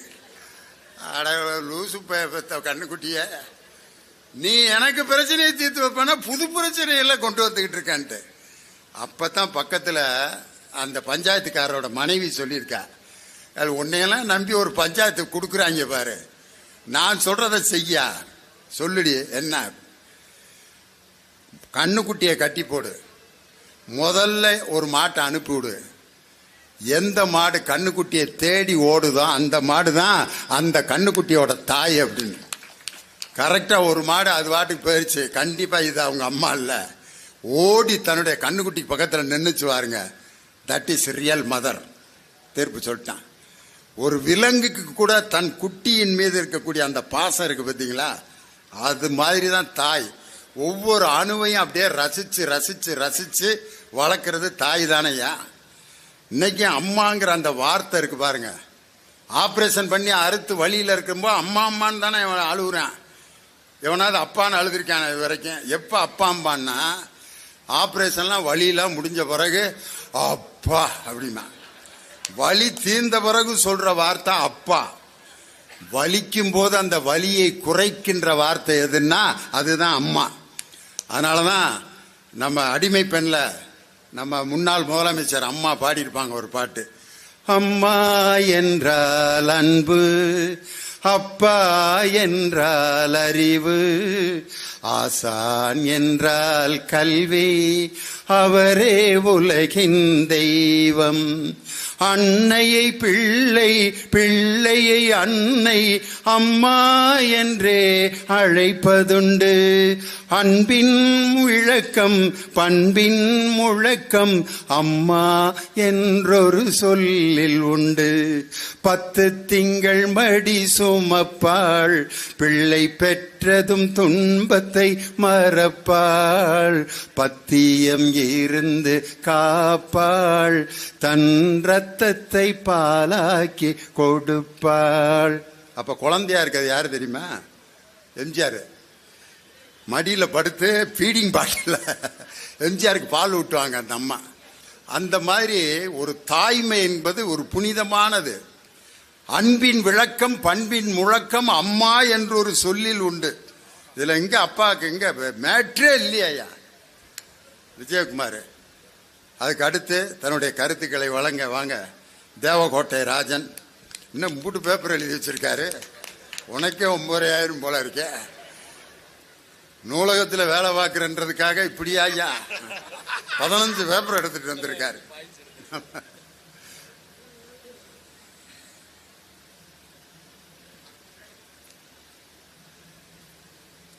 தலை குனிந்து என்னை படி, தலை குனிந்து என்னை படி, உன்னை தலை நிமிர்ந்து நடக்க வைப்பேன் என்று இந்த புத்தக திருவிழாவில் புத்தகம் நமக்கு அறைகூவல் விடுக்கிறது.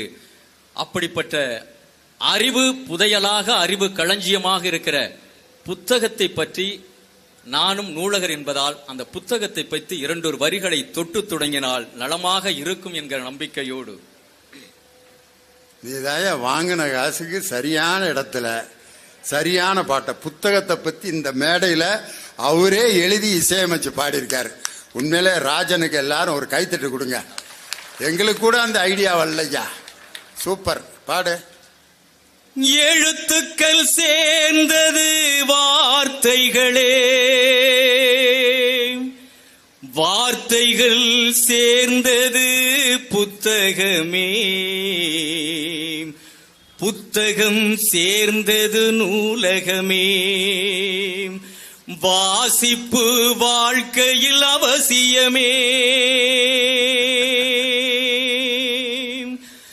எழுத்துக்கள் சேர்ந்தது வார்த்தைகளே, வார்த்தைகள் சேர்ந்தது புத்தகமே, புத்தகம் சேர்ந்தது நூலகமே, வாசிப்பு வாழ்க்கையில் அவசியமே. வாசிப்போம், வாசிப்பை நேசிப்போம்.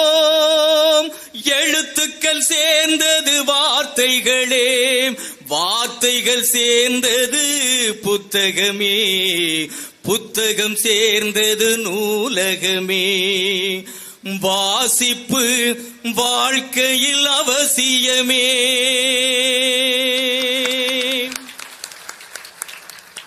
உனக்கு லைப்ரரியில வேலை கொடுத்தது 100% ஓகேயா. அநேகமா அடுத்து சிறந்த நூலகர் அப்படிங்கிற பரிசு முதலமைச்சர்கிட்ட நீங்க வந்து ஆகஸ்ட் 15 வாங்குவீங்க. உங்களுடைய பொன்னான அப்படி ஒரு அப்ளிகேஷன் போடு, நானே ரெக்கமெண்டேஷன் பண்ணிடுறேன். ஆஹா, ஆஹா. இந்த அற்புதமான அறிவு களஞ்சியம் குவிந்திருக்கிற அறிவு ஜீவிகளுக்கு மத்தியில் உங்கள் வார்த்தை எனக்கு மிகப்பெரிய அருமருந்தாக இருக்கிறது. உங்களுக்கு இந்த அற்புதமான நேரத்தில் மீண்டும் ஒரு முறையாக உங்களை நன்றியினை சொல்லி என் அணியிலே தொடர்ந்தார் பாருங்க.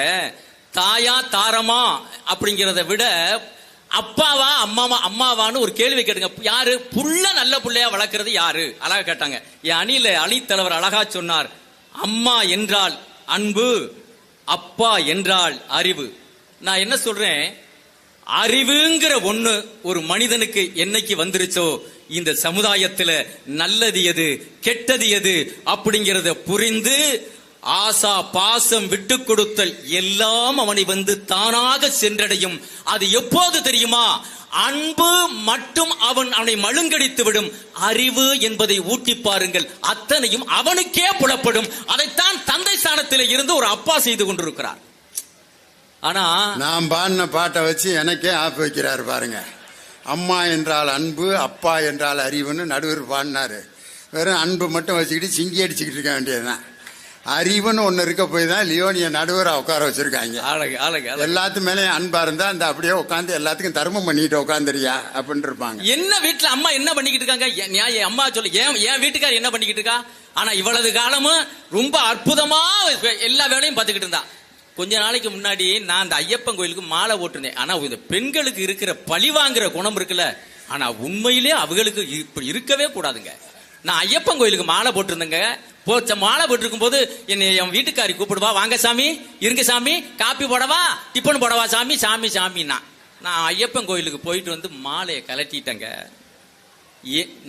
அவ என்னைய சாமி சாமின்னு சொல்லுனதுனால இப்ப அவளை நான் சாமின்னு சொல்ல வைக்கணுங்கிறதுக்காக வந்து மாலையை காட்டிட்டு உள்ள வந்தாங்க. சேப்சிலையை கட்டிக்கிட்டு ஓம் சக்தி கோயிலுக்கு மாலையை போட்டாங்க. அவளை இப்ப நான் தினந்தோறும் வாங்க சாமி, வாங்க சக்தி, இருங்க சக்தி, காப்பி போடவா சக்தி, இது டிஃபன் தரவா சக்தி, சக்தி சக்தின்னு கட்சி ஏன் சக்தி போயிடுச்சுப்ப வீட்டுல இந்த அம்மாக்கள் படுத்துற நீ மதுரைக்கார பேர்ல பெண்களுக்கு எல்லாம் இப்ப ஐடியா கொடுத்துக்கிட்டு இருக்க. என்னது?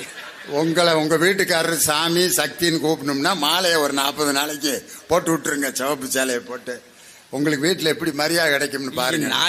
நானும் யதார்த்தத்தை சொல்லிக்கிட்டு இருக்கேன். என்ன இங்க அம்மா என்ன என்ன என்ன செஞ்சுக்க என்ன பண்றாங்க? நடுவர்களே, அம்மா எப்படி இருக்காங்க தெரியுமா? இதே அந்த புஸ்தகத்துக்குள்ளே நின்று நான் பதில் சொல்றேன். ஒரு புஸ்தகத்துக்குள்ள இருக்கிற பாதுகாக்கிற அட்டை தான் அம்மா. புஸ்தகத்தை பாதுகாத்து கொண்டிருக்கிற அட்டை தான் அம்மா. ஆனால் அந்த புஸ்தகத்துக்குள்ளே இருக்கிற கண்டென்ட் சொல்றோம்ல, அறிவு அடங்கிய பாத்திரம் தான் அப்பா. அறிவுதான், அந்த அறிவடங்கிய புஸ்தகத்தின் கண்டென்ட் பொருள் தான் அப்பா. அந்த பொருளை பாடம் 2ஆம் பாடம் 3ஆம் பாடம் 4ஆம் பாடம்லாம் அப்பா பைண்டிங் பண்ணி அட்டை போட்டிருக்கிறது அம்மாவா. அம்மா அந்த பாடத்தை பாதுகாக்கிறது. என்ன பாசத்துல அம்மா தன் தேலையை போர்த்தி மகனை அணைச்சுக்கிட்டு இருக்கலாம். அப்படியே அணைச்சு வச்சுக்கிட்டு இருந்தா வெளி உலகம் அவனுக்கு தெரியவே தெரியாது. அவனை விட்டு சமுதாயத்திலே பயிற்சி எடுக்க செய்வதுதான் ஒரு அப்பனுடைய கடமை. அப்பா என்றால் அன்பு, அப்பா அம்மா என்றால் அன்பு, அப்பா என்றால் அறிவு என்று அதற்குத்தான் சொன்னார்கள். அதைத்தான் சொன்னா ஒரு பாட்டுல சொல்லியிருப்பான், பாலூட்டும் அன்னை அவள் நடமாடும் தெய்வம், அறிவூட்டும் தந்தை நல் வழிகாட்டும் தலைவன், துணையாக கொண்டு நீ நடை போடு என்று, துணையாக கொண்டு நீ நடை போடு என்று, உருவாகும் நல்ல எதிர்காலம் ஒன்று, உருவாகும் நல்ல எதிர்காலம் ஒன்று. அப்பனுடைய அறிவுரையை கேட்டு நடந்தா தான். இந்த மாதிரி பாட்டு பூரா எழுதினது கவிஞர் வாலி தான். அம்மானா அன்பு, அப்பானா அறிவு. பல இடத்துல எழுதியிருக்காரு. அன்னையிடம் நீ அன்பை வாங்கலாம், தந்தையிடம் நீ அறிவை வாங்கலாம், இரண்டும் இருந்தால் பேரை வாங்கலாம், பேரை வாங்கினால் ஊரை வாங்கலாம். வாலிகிட்ட கேட்டேன், ஏங்க இப்படியே எழுதிருக்கீங்க? அம்மானா அன்பு, அம்மாட்ட அறிவே கிடையாதா? அப்பானா அறிவு, அப்பா அன்பாவே இருக்க மாட்டாரா? இல்ல, எனக்கு அப்படி ஒரு அப்பனே கிடைக்கல. அதனாலதான் நான் அப்படி எழுதினேன். ஏங்க இது வரைக்கும் எங்க அப்பா என்னைய சாப்பிட்டியாடான்னு ஒரு தடவை கூட பிறந்ததுல இருந்து கேட்டதே இல்லைன்றார். யாரு? கவிஞர் வாலி. என்னைய சாப்பிட்டியா, பாட்டு எழுதிட்டு வந்திருக்கிய, என்ன பாட்டியா எழுதுனன்னு கேட்கறது எங்க அம்மா தான். எங்க அப்பா இவனை போய் எழுத கூப்பிடுறாங்க பாரு, அவனை உதைக்கணும் பாரு. அதனால என்னை நேசித்தது எங்க அம்மா. அதனாலதான் என் பேனாவில் அன்னையிடம் நீ அன்பை வாங்கலாம், தந்தையிடம் நீ அறிவை வாங்கலாம்னு எழுதுனதுக்கு அதுதான் காரணம்னார். அழகு அழகு. நான் ஒன்னே ஒரு யதார்த்தமா கேட்கிறேன், தலைப்பை ஒட்டி உங்களை கேட்கிறேன். இவங்க நிறைய பேர் சொன்னாங்க தந்தை என்னங்க பெருசு, அம்மா தான் பெருசு, அம்மாவுடைய அன்பு தான் பெருசுனாங்க. உன்னே ஒரு யதார்த்தமா இங்க இருக்கிற பெண்களை பார்த்து கேட்கிறேங்க. வீட்டுல வீட்டுக்காரர் இல்ல, ஆனா அவர் இருந்தா புள்ளைய எப்படி படிக்க வைப்பாரோ, அவர் இருந்தா எப்படி பொண்ணு பார்த்து நல்ல இடத்துல சம்பந்தம் பண்ணுவாரோ, அவர் இருந்தா வீட்டுக்கு எந்த பாதுகாப்பு கிடைக்குமோ அத்தனையும் அவர் இல்லாத போதும் அதை நான் சரியாக செய்து விடுவேன், அவர் தேவையில்லை என்று சொல்லுகிற பெண்கள் இந்த கூட்டத்தில் எத்தனை பேர் கை தூக்குங்க பாப்போம். யதார்த்தமா கேட்கிறேன், முடியுமா? ஒரு தந்தை செய்கிற இந்த காரியங்களை அந்த இடத்தில் இருந்து ஒரு அம்மா செய்துவிட முடியுமா? அன்பால் அரவணைக்க முடியும். அப்பா செய்கிற அத்தனை காரியங்களையும் யாராலும் யதார்த்தமாக செய்து முடியாதுங்க. ஒண்ணு இல்ல, ஒரு பையன் ஓட்டப்பந்தயத்துல 100 மீட்டர் ஓட்டத்துல ஓட அனுப்ப அவன் ரெடியா நிக்கிறான். அப்பா போய் சொன்னாருங்க, டேய் 100 மீட்டர் ஓட்டம் எப்படி தொடங்கணும் தெரியுமா? 100 மீட்டருக்கு தொடக்கம் தான் அஸ்திவாரம், ரொம்ப கவனமா இருக்கணும். 1 2 3 சொன்ன உடனே நீ தொடக்கத்தில் எடுக்கிறா பாரு வேகம், அதுதான் உன்னை முதலிடத்திலே கொண்டே சேர்க்கும், அப்போதுதான் நீ முதலிடம் பெறுவாய் என்று அப்பா அறிவுரை சொன்னார். அம்மா அங்க இருந்து வந்துச்சு பக்கத்துல, பையனை கூப்பிடு வந்துரு, அவசரப்படாதரா, பார்த்து பாதுகாப்பா மெதுவா ஓடு. எங்க 100 மீட்டர்ல. நான் உங்கள்ட்ட யதார்த்தமா கேட்கிறேன், அப்பா செய்கிற அறிவுரை என்ன தெரியுமா? இவன் ஓடி முன் பரிசு வாங்கினான்னா அப்பா சொன்ன அறிவுரை எதுக்கு பயன்படும் தெரியுமா? இவன் போர்ஸ் கோட்டாவுல வேலை வாங்கி போடலாம், அவனுடைய எதிர்காலம் ஒளிமயமாக இருக்கும். இவன் முதலிடத்திலே வந்துட்டான்னா, அப்பா சொன்ன அறிவுரையை கேட்டு முதலிடத்திலே வந்துட்டான்னா ஸ்போர்ட்ஸ் கோட்டாவுல அவன் வேலை வாங்கி எதிர்காலம் நல்ல பிள்ளையாக மாறுவான். அம்மா சொன்ன அறிவுரையை கேட்டா பொரோட்டா கடையில கூட வேலை வாங்க முடியாது. இது யதார்த்தம்ங்க, இதுதான் யதார்த்தம். என்ன தெரியுமா? ஒரு அருமை, எங்க வீட்டுக்கு அம்மா கோலம் ஒழுங்கா போடுவா, நேரம் வேற இல்ல, கோலம் ஒழுங்கா போடுவான்னு நினைக்க யூடியூப்பை பார்த்து ஒரு கோலம் போடுறோம்ட்டு நேத்து முந்தா நாள் யூடியூப்பை பார்த்துட்டா புள்ளி வச்சுட்டாங்க. எங்க வீட்டுக்கு 10க்கு 10 நல்ல 100 சதுரடி. என்னடா போய் 3/4 மணி நேரம் ஆச்சு, ஆளை காணா, என்னடா என்னமாடா கோலம் போடுறான்னு உள்ள பாக்குறேன், போய் வச்சுட்டானே வாச பூரா புள்ளியா, 100 சதுரடிக்கும் புள்ளிய வச்சுட்டா. நான் போய் எட்டி பார்க்கிறேன், அப்பதான் புள்ளி வச்சே முடிச்சா. இப்ப கம்பியை இழுக்கிறதுக்காக இப்படி போட்டு இப்படி இழுத்துக்கிட்டு ஒரு 4-5 புள்ளிய 10 புள்ளியத்தான் இணைச்சிருப்பான். செல்லு சுவிட்ச் ஆஃப் ஆகி போச்சு. என்ன பண்ணுவான்னு பார்க்கறான்னு உத்து பாத்துக்கிட்டு இருக்கிறேன். இவளுக்கு எங்க தொடங்கி எங்க முடிக்கிறதுன்னு தெரியல. என்ன பண்ணா கோலம் கோவத்துல அள்ளி வச்ச புள்ளியில பூரா இந்த கொரோனா வந்தா அடிச்சு வீச்சு வாங்கல ப்ளீச்சிங் பவுடர் அந்த மாதிரி பூரா தூவிட்டாங்க. தூவிட்டு உள்ள வெளியில வந்துட்டா ரோட்ல ஒரு ஊரம் பேசி போட. நேத்து வரைக்கும் ராஜன் வீட்டுல எல்லாரும் நல்லா தான் இருந்தாங்க, திடீர்னு கொரோனா வந்துருச்சு வளர்க்க. உண்மையில ஒரு ஆள் இதை கன்ஃபார்ம் பண்ணிவிட்டாரு. கொஞ்ச நேரம் கதவை திறக்கிறேன், உள்ள டிஃபன் பார்சல் தொங்குதுன்னு என் கதவுல. நான் வெளியில போய் டிஃபன் வாங்க கூடாதான், வெளியில வரப்படாதான். வாழ்க்கை எவ்வளவு யதார்த்தங்களை எவ்வளவு சிக்கலா இருக்கு. அருமையாக சொன்னார்கள் பாருங்க. அப்பான்னா யார் தெரியுமா? அப்பாவுடைய அப்பாவுடைய அன்புக்கு, அப்பாவுடைய பாதுகாப்புக்கு ஈடே இல்லை. அப்பான்னா யாரு? அப்பான்னா வீரம், அப்பான்னா பாதுகாப்பு, அப்பான்னா நம்பிக்கைங்க. அப்பான்னா நம்பிக்கை. இதை புரிந்து கொண்ட ஒரு மனிதன் சொன்னா, அப்பா நீ யார் தெரியுமா? உன் அன்பை யாரும் புரிஞ்சுக்கிறலப்பா, உன்னைய அப்படியே நீ எதையுமே வெளிக்காட்டுறதில்ல, எந்த தியாகத்தையும் சொல்லி காட்டுறதில்ல, உன்னையும் சொல்லி காட்டுபவள் அம்மா. சொல்லாமலே குடும்பத்துக்காக தியாகம் செய்வன் தான் தந்தை என்கிற அப்பன். அதை புரிஞ்சு கொண்ட ஒரு மயன் சொன்ன அப்பா பத்தி என்ன? அப்பாவோ அன்புக்கு ஈடாகும் ஆகாசம், அப்பாவும் தியாகத்தை மிஞ்சிடுமா தாய்ப்பாசம், ஓடும் ரத்தம் நாடி நரம்பெல்லாம் ஓ வாசம், ஓ வேர்வ துளிதப்பா நாம் படிக்கும் இதிகாசம். உன்னை விட பூமி இல்ல, உன்னை மிஞ்ச சாமி இல்ல, சொல்ல வார்த்தை ஏதும் இல்லவோ சொல்ல விட வேதம் இல்ல. கண்டிக்கும் உன்னோட அன்புக்கு முன்னால கடவுளும் கூட நிகரில்ல. அப்பா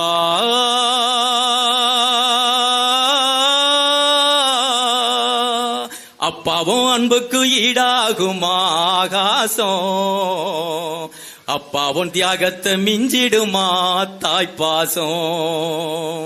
போடும் ரத்தம் நாடி நரம்பெல்லாம் ஓ வாசம். உன் வேர்வ துளிதாப்பா நாம் படிக்கும் இதிகாசம். அப்பனை புரிஞ்சுக்கிறங்க. புரியாத வரைக்கும் அப்பனுடைய பெருமை உங்களுக்கு யாருக்குமே தெரியாது. அழகா அவர் எங்க அணித்தலைவர் முத்துக்குமார சொன்னார்ல, அப்பா இருந்து பாடம் நடத்த மாட்டாங்க. அப்பா இங்க களத்திலே இல்லாமல் எங்க இருந்தாலும் ஒரு மகனை திருத்தி விடுவார் என்பதற்காக அவர் 4 கவிதை எழுதுகிறார். எப்படி எழுதுறார் தெரியுமா? முத்துக்குமார் தான் எழுதுறான். அப்பா அவர் எழுதுகிறார் பாருங்கள்.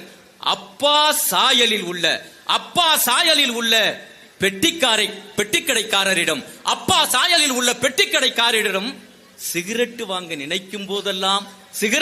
நினைக்கும் போதெல்லாம் எனக்கு 2 கைகளும் நடுங்குகிறது என்று சொன்னால், அப்பா முன்னாடி இருக்க வேணாம்ங்க. எங்கேயோ இருந்தாலும் அப்பாவுடைய நினைவே அவரை வழி நடத்துகிறது என்று சொன்னால், நான் இப்படி சொல்லி நிறைவு செய்ய ஆசைப்படுகிறேன். எப்படி தெரியுமா? அப்பா அவங்க வீட்டுக்கு போற வழியில ஒரு சின்ன ஆறுங்க, அதை கடந்துதான் வீட்டுக்கு தினந்தோறும் போகணும். இப்ப அப்பாவும் மகனும் வெளியில வந்துட்டு போறாங்க. அப்ப அப்பா கைய மக புடிச்சுக்கிட்டு இங்க இருந்து நடந்து ஒரு கால்வாசி தூரம் ஆத்த கடக்குறாங்க. திடீர்னு மக அப்பா பார்த்து கேட்டா, அப்பா நான் உங்க கைய விட்டுறேன், நீங்க என் கைய புடிச்சுக்கிறீங்கப்பா அப்படின்னா. ரெண்டும் ஒண்ணுதானம்மா, நீ இப்ப என் கையத்தானே புடிச்சிருக்க, திரும்ப நான் உங்க கைய பிடிக்கிறதுல என்ன மாற்று என்ன கிடைச்சிட போகுது அப்படின்னா.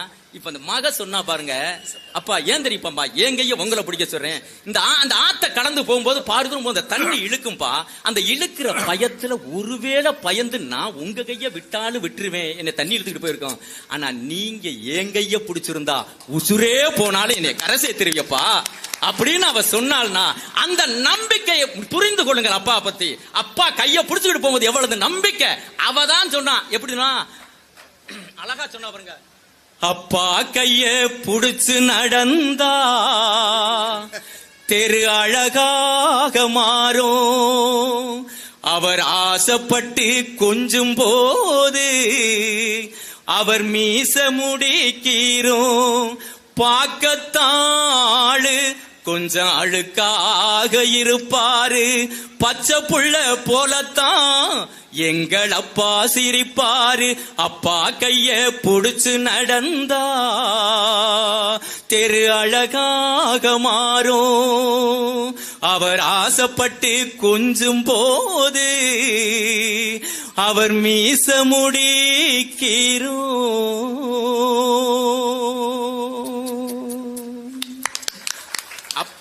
அப்பாவை இன்னும் நிறைய பேர் புரிஞ்சுக்கிறது இல்லைங்க.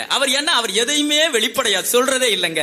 ஆனா ஐயா நடுவர் அவர்கள் மறுபடியும் எனக்கும் அந்த வாசகத்தை திருப்பி சொல்லுவதற்கு முன் மீண்டும் அவர்களை மன்னிப்பு கேட்டு ஒரு சின்ன செய்தியை சொல்லி நான் நிறைவு செய்கிறேன். சொல்லிடுறேன். தட்ட போனேன் பாத்துட்டாரு, சுதாரிச்சுட்டு இப்ப அடுத்த ஒரு வேலை தானையா உங்க அணிக்குன்னு கேட்டப்படாதுங்கிறதுக்காக ஒன்னே ஒண்ணு சொல்கிறேன். அப்பா ஒரு பிள்ளையை எப்படி வளர்த்திருக்கிறார், எப்படி நம்பிக்கையை ஊட்டியிருக்கிறார், எவ்வளவு தைரியத்தை கொடுத்திருக்கிறார், இந்த சமுதாயத்தை போடா சந்திச்சு பாடுறான்னு எப்படி மகனை இந்த சமுதாயத்திற்கு அப்பன் அனுப்பி இருக்கிறார் என்பதற்காக ஒரு செய்திக்காக தெரிஞ்ச செய்திதான் இருந்தாலும் உங்களுக்கு சொல்லுகிறேன். ஆபிரகாம் லிங்கன் அமெரிக்காவுடைய ஜனாதிபதியா வந்துட்டு வெள்ளை மாளிகையிலே தன்னுடைய கன்னி பேச்சை தொடங்குகிறார். பல ஆயிரம் மக்களுக்கு மத்தியிலே கன்னி பேச்சை தொடங்குகிறார். அற்புதமான பேச்சு. பேசி முடித்து விட்டு இறங்க போகிறார்.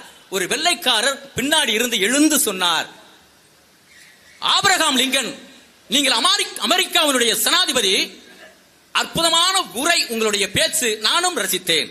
ஆனால் ஒன்றை நினைவு வைத்துக் கொள்ளுங்கள், நான் காலிலே அணிந்திருக்கிற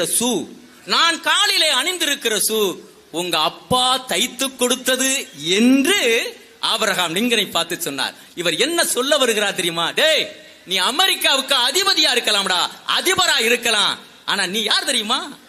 ஒரு செருப்பு தைக்கிறனுடைய மகன் அப்படின்னு சொல்லாமல் சொல்லிட்டு வெள்ளைக்காரர் அங்கே உட்கார்ந்தார். வேறொருத்தரா இருந்தா என்ன பண்ணிருப்பாங்க தெரியுமா? ஏன்னா எல்லா பவரும் அவர்கிட்ட இருக்கு, ஆபிரகாம் லிங்கன் கிட்ட இருக்குங்க. உடனே அரெஸ்ட் பண்ணலாம், தூக்குல போடலாம், ஏதாவது தண்டனை கொடுக்கலாம். ஆனா புன்முறுவலோடு எந்திரிச்சு எதிர்கொண்டு சொன்னார் அந்த பிள்ளை. சொன்னார், நல்ல தகப்பனால் வளர்க்கப்பட்ட அந்த பிள்ளை அந்த கேள்வியை எதிர்நோக்குகிறார். எழுந்து சொன்னார், நீங்கள் சொல்வது உண்மைதான், நீங்கள் சொல்வது 100% உண்மை, நான் ஏற்றுக்கொள்ளுகிறேன். என் அப்பா இறந்து, ஒன்றை கவனித்துக் கொள்ளுங்கள், என் அப்பா இறந்து 15 வருடங்கள் ஆகிவிட்டது, என் தந்தை இறந்து 15 வருடங்கள் ஆகிவிட்டது. ஆனால் அவர் தைத்து கொடுத்த ஷூ இன்னும் உங்கள் காலிலே இருக்கிறது என்று சொன்னால், என் அப்பன் செய்த தொழிலை எவ்வளவு நேசித்து உண்மையாக செய்திருக்கிறார்.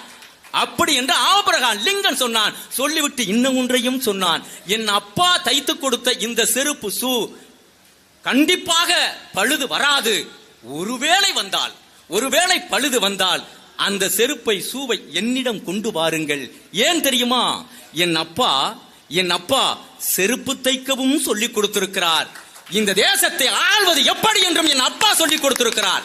அந்த அறிவுரையை தந்த என் அப்பா இல்லாமல் இருக்கலாம், அவர் எனக்கு ஊட்டி விட்ட தைரியமும் அறிவுரையும் நிர்வாக திறமையும் என் கூடவே இருக்கிறது. நீங்கள் எழுந்து சொல்வதற்காக உங்களுக்கு நன்றி சொல்லுகிறேன் என்று சொல்லிவிட்டு அப்பனுடைய அறிவையும் தைரியத்தையும் அவர் காட்டிய வழியையும் உயர்த்தி பிடிக்கிற மகளும் இருக்கிறார்கள். மரத்துடைய கிளை உங்களுக்கு தெரிகிறது, அது அம்மா. வெளியிலே காய்க்கும் பூக்கும் பழுக்கும், அது அம்மா. ஆனா ஒன்றுமே தெரியாமல் இந்த உலகத்தையும் குடும்பத்தையும் தாங்கி பிடிக்கிற வேறாக அப்பன் இருக்கிறான். அவரை உங்களுக்கு தெரியாது, அவருடைய அருமையை சுவாசித்து பாருங்கள்.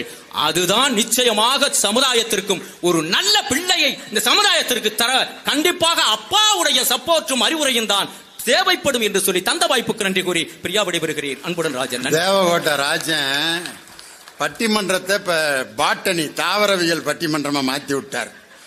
ஒரு தாவரம் சிறப்பாக வளர்வதற்கு பெரிதும் தேவை மேலே இருக்கும் பூக்களும் கனிகளுமா இல்லது அடியில் இருக்கும் வேறா அப்படின்னு இப்ப பட்டிமன்றத்தை டைரக்ஷனை மாத்தி விட்டார். பெத்த அப்பாவுடைய அன்பை அப்படியே வலிஞ்சு பாட்டு அப்படியே கொளுத்தி முடிச்சிட்டார். நான் சின்ன பையனா இருக்கிறப்ப எங்க திண்டுக்கலுக்கு ஜவஹர்லால் நேரு வந்திருந்தார். அப்ப ரவுண்ட் ரோடுன்னு திண்டுக்கல்ல ஒரு இடம் காலியான இடம், இப்ப அது பெரிய வீடாகி போச்சு. அந்த இடத்துல நடுவுல மேடை போட்டிருக்காங்க. கிட்டத்தட்ட ஒரு 50,000 பேர் கூட்டம்.